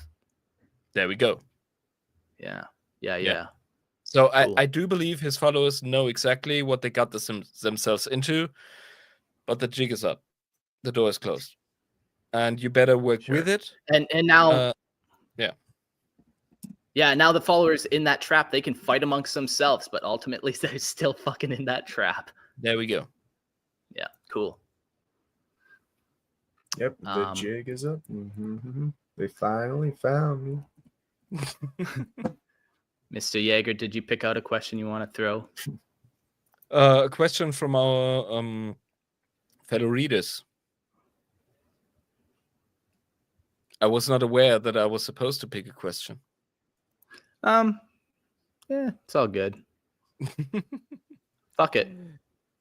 I could just read one. Yeah, just read one. Yeah. Yeah. Okay. Anyone? Given that Be'lakor has experienced both mortal ambition and demonic transcendence, how do you think his views on mortal or mortality have evolved? Does he view mortal life as something to be conquered, or something to be despised for its fragility? Oh, I think I picked a good one. Jax, you got something? I'm just looking over the question again, just trying to like. Yeah. Well, this does lead to the question: is because chaos gods have good aspects that we rarely see, like Korn, honor, Slanesh, Zeech, hope, Nurgle, love, and all that jolly green stuff. So is the main like question is like, is Be'lakor truly evil, or Yes. does he have enough? Well, there we go. There was a second part to that statement, but I think we came to the conclusion before we got there. No. But I Yeah. think Jax built or painted a great picture there, because there is a great theory that if 40k wasn't that fucked up because of the meddling of mortals and their ambitions, the Chaos Gods would have a very different, as we in Germany say, Gestalt, a different form, you know, Sure. and a different appearance. And there is something to it. I see that. But in the case of Be'lakor, he's born of the current status quo. So, fuck that. No chance. No, Yeah. really. I like to think under different circumstances, Be'lakor, instead of like raiding House World or Night World Colossi, he just goes to a planet and is like, now I must serve the gods. I must build orphanages and raise charities in their name. That's so funny. Jax, if you were a girl, you would be one of those with the slogan, I can fix him. No, I can fix her. Oh, man. Oh, you're a lesbian girl. Okay, perfect. I love that. for you. Okay. All right, I think that's a perfect spot to leave it off at with Jax Yeah. being a lesbian female. We No. can jump to our end notes real quick. Thanks everyone for listening and joining. This was a killer episode. Man, we talked about chaos so long, and that's one of the best things about 40k and specifically the warp. There's just so many different tangents that you can go on, and you're never going to really lock down a direct answer, come to that like peaceful conclusion of it all. So yeah, thanks boys for joining me. It was a heck of a lot of fun. Yeah. It was my pleasure indeed. If you want to hear more of me reading lore, I read homebrew lore at Warhammer Listener Lore Podcast. That's a lot of fun. I've had guests on there too. If you want to share your lore to me and like we bounce ideas back off each other, it's been a lot of fun. So go check out Warhammer Listener Lore Podcast. Mr. Yeager, tell us one more time about the Adeptus Inebrius. Thank you for giving me a platform to plug. So if you have anything to do with the German language or German 40k scene, then head on over to Patreon/Adeptus Inebrius, or just check out Adeptus Inebrius on every single podcasting platform there is. We'd like to have you. Thank you very much, and see you there. And even if you don't speak German, just go listen to one episode. Because like I said, it's fucking just funny listening to them yell at each other in German. Yeah, good please time. drive our numbers up. Please generate traffic. Just listen to us going, Flaggenhogen, yeah? Go ahead. Oh, man. Jax, you have anything you want to shout out? It was fun being here. It was pretty awesome. Death to Snoochie said, God, I missed the whole thing. God, poor Death to Snoochie. Well, that's the way it is. It's awesome. Yeah, love this podcast. It introduced me to 40K. Great to finally be a true part of the show now. Yeah, awesome. Very cool. Cool. And I'll just shout out some Patreon members. This week, since we did an episode last night, there's no new Patreon members. So I decided to shout out the longest active members to my Patreon, which is just crazy. Some of these people have been supporting me for fucking 5, 6, 7 years since the beginning. Damn. We really do appreciate it. I can't believe I even made $1 off Warhammer, and I'm so honored that I'm able to like produce this kind of content and you guys are enjoying it. So shout out to Snatch, Jacob, Bobby G, and the 3 great unclean ones, Logan and Camden. Thank you guys so much. Seriously, your support means so much to me. Yeah. And with that, we'll end out the show. We'll say adios and farewell, and try not to get manipulated by Be'lakor into doing something bad.